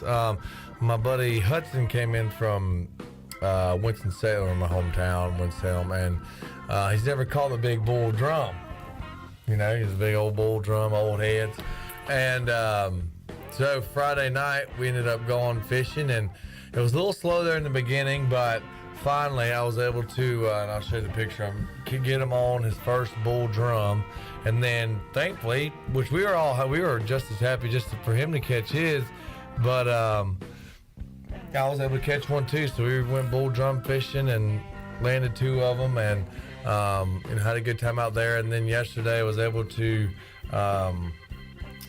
go out to a friend's place yesterday evening and try for some trout, like topwater drum, and I actually hooked on, had like 6 or 7 like hooks up and like get them to the boat, and they all came off at the boat. Can you believe that? I mean, I don't know how you unhook yourself from 6 hooks, but it happened. But so I don't know if you can call it a skunk. I mean, I guess it's a skunk, or what would you think? If you hook them up, fight them, and they get to the boat and pop off, I mean, you know what it is. I mean, officially, so technically in the box score, it's a skunk. That's but I true. mean, I know there's a lot of circumstances there. It's a bad luck deal. Yeah, which is, but then there were slot reds too. So I mean, they were good fish. It's kind of like targeting. Like Elijah Morris shouldn't have been called for targeting. Should have been targeting, but in the stat book, it says he was. Yeah. Kind of a missed call, bad luck situation. That's what it was. And it's like in basketball, rimming in and out. Just so close. Rimming in and out? Rimming in and out. I don't know. I think it's more like you make the layup, but they call you for a charge. That's, yeah. Let's just use analogies the rest of the show. Oh. You got, I'll be quiet. That's a challenge in itself right there. Kind of like in tennis, when you make a great return, but then they're right there to smash it down. Right. Like you did your part, but it's like you run. It just wasn't in the cards. You run for a 60-yard touchdown, but it's called back for holding on the offensive line. But it wasn't holding. But it was a bad call. Right. Yeah. I'm trying to think of one, and I'm not coming up with it. I think we got it. We're good. We can move on. But yeah, hit the water, and then hopefully plan to check the cameras this week, see if any deer are out by the camera, and hopefully stick one in the next few days, next week sometime when it cools off a little bit. All right, we got a question and a comment on Facebook. Scott says, the deer are on the run here in Maryland. So there's your comment. Okay. Question, Bryce from Jackson. He says, what's the deer herd looking like in Pitt County? Had a study on our farm in Roanoke River in Halifax, and biologists confirmed EHD had hit. What is EHD? What is that? That's a disease, I'm pretty sure. I know there's CWD. But, I mean, as far as I know, we've be on the one. Epizootic hemorrhage. Holy moly, it's a lot of letters. I can't remember if that's blue tongue or something. What'd you say? Images. Right. I can't remember if that's considered blue tongue or not. Ew, it's like a. Golly. Oh, that looks really bad. Yeah, hopefully that don't happen because. I don't like to look at that. Look at that. I don't like looking at that. What do you want to look at? Knock on wood. That one. Yeah, I don't want to look at that. He's all swolled up. Yeah. Yeah, hopefully we don't get that. I mean, everything seems to be looking fine. At least the deer I have on camera look healthy. Youngins running around, so let's hope that doesn't make it this way. Yeah, that's rough. Mm-hmm. That'll mess up your season. Mess up a lot of things. Yeah, I don't know if you can eat a deer with EHD. Yeah, I would stay away. But what do I know? I'm just a man that doesn't go in the woods. You know? Make sure it's done. All right, Pirate Radio Outdoors. You said you got some hunting plans here. Hopefully so. You know, right. making sure the deer know there's food where I'll be hunting. So I'm kind of doing that. And I also just get the opportunity. And I really don't feel like being in the woods when it's hot. So I'm just kind of waiting on temperatures. Plan to be throwing out some seed for a food plot when this rain comes. And obviously, you don't want to throw seed out and not get rain out so I can get a food plot going. Matt says chronic wasting disease, that was the CW, I guess you mentioned, is a real bad one. And I'm not going to look up pictures on that because I didn't like what I just saw and I don't want to see what that looks like. So I'm just going to take your word for it. Yeah. Pirate Radio Indoors update, Shirley Rhodes. Hugh Jackman returning as Wolverine in the new Deadpool movie. Deadpool 3. That's pretty interesting. That's very interesting. Because if you remember in, it wasn't Logan. It was one of the Wolverine movies. I have not seen. Okay, Ryan Reynolds shows up as Deadpool in that movie. At the tail end, he actually fights him. So, so that'll be a very interesting dynamic because they're going to revisit that story in Deadpool 3. So I like the comic book movies. I'm not like go see them opening night. I wait till they're on TV and I can find it somewhere. But Deadpool is great because it's more of a raunchy comedy than a comic book movie. Deadpool was everything I have ever asked for in a movie and more. Have you ever seen it, Bryce? I mean, it's got... he's Ryan Reynolds. Ryan Reynolds, yeah. He's I've seen. He's funny. It's raunchy comedy, but it's also, stuff getting blown up, the superhero stuff, and then you just throw all of that. It's like a smorgasbord of a plethora of movie genres all thrown into like a little blender. All right, I'm in. And out pops Deadpool, and I love it. I'm excited about it. All right, when we return, we'll wrap it up. We'll get Bryce's prediction for East Carolina and South Florida. 2:30 kickoff time, folks. So we're with you 10:30 a.m. on the Bud Light pregame tailgate. Game will be played down in Boca Raton. We'll take a timeout. Did you ever play against FAU in that stadium? Boca Raton? Yep. All right. We'll get Bryce's thoughts on the venue and the prediction when we return after this.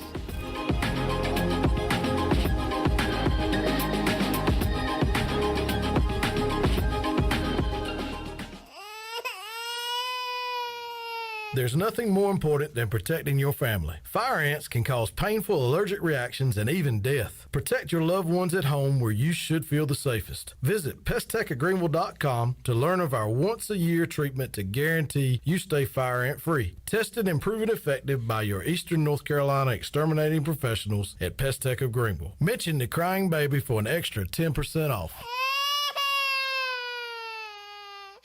Here today with Jeff Stein from Brown & Wood. Hey Jeff, how's inventory going? Inventory levels are increasing. For the first time in over 45 days, we have Mazdas in stock, Buick in stock, Cadillac in stock, and GMC in stock. I highly encourage the customer to go to gmc.com, build and price their vehicle, share that with Brown & Wood, and let us place your order. We need some price protection for these customers, and you got to place an order to have that. Brown & Wood, your #1 dealership in Greenville and the home of the lifetime powertrain warranty.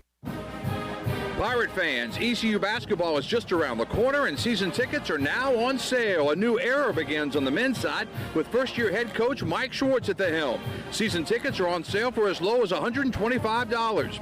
On the women's side, in-state rivals Wake Forest and UNC Wilmington will come to Minji's Coliseum. Season tickets on sale now for as low as $45. To get those tickets, call 1-800-DIAL-ECU or go to ECUPirates.com. Hey Pirate Nation, this is Russell from Russell's Clothing in downtown Washington. Believe it or not, fall weather is coming and we're ready for some Pirate football. Russell's has a long history of dressing Pirate fans, both men and women. For the men, we offer both logoed and non-logoed from Peter Millar, Johnny O, and Smathers and Branson. Our ladies love Tyler Bowe, Crosby, and Never a Wallflower for game day. Join us in wishing the Pirates a healthy and successful season. And remember, for all your game day needs, shop Russell's in downtown Washington. Go Pirates!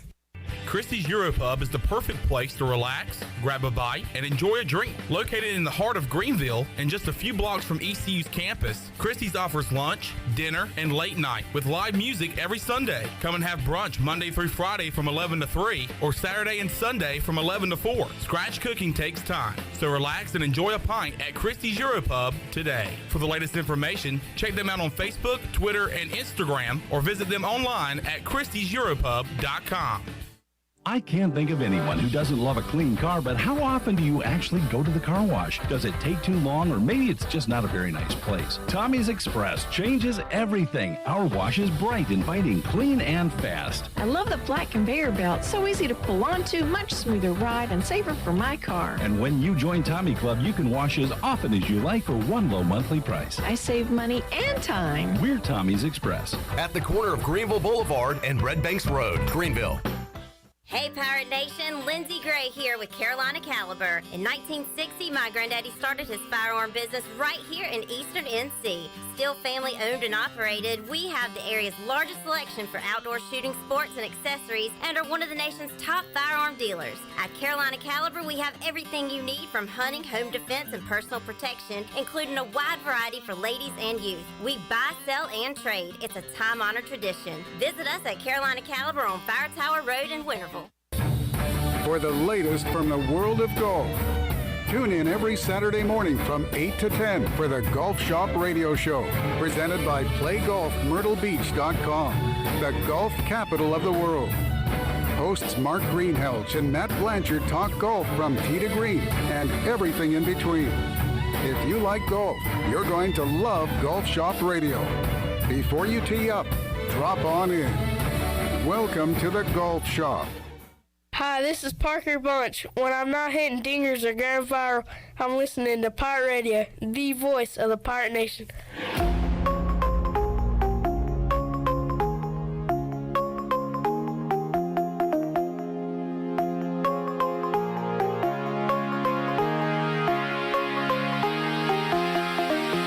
You're listening to Hour 3 of Pirate Radio Live. This hour of PRL is brought to you by Bud Light, reminding Pirate fans to stay in the game and drink responsibly.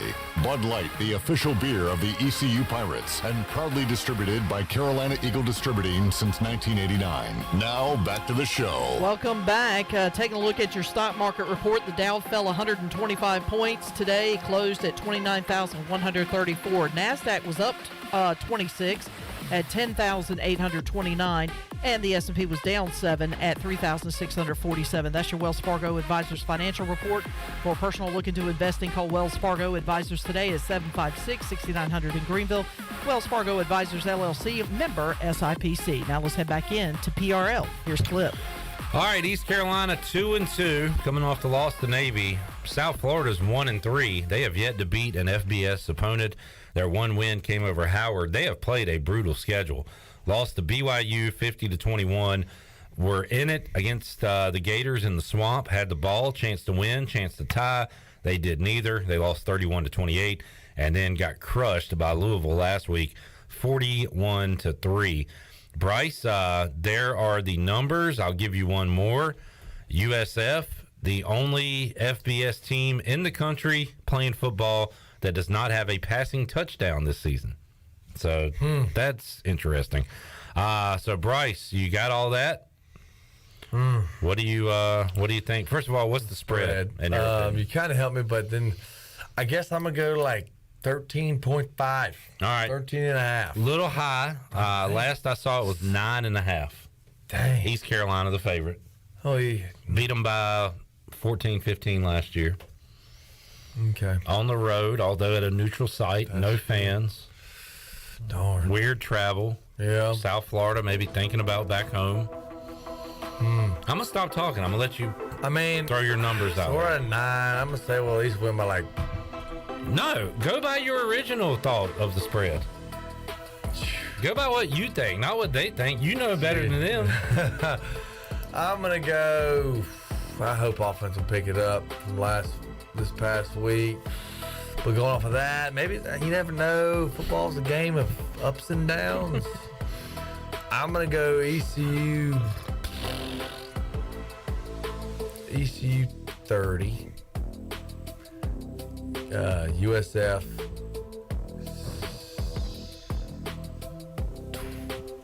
18. 30-18. 30-18. Pirates win. Paint it purple. All right. Bryce, good stuff, man. Thank you.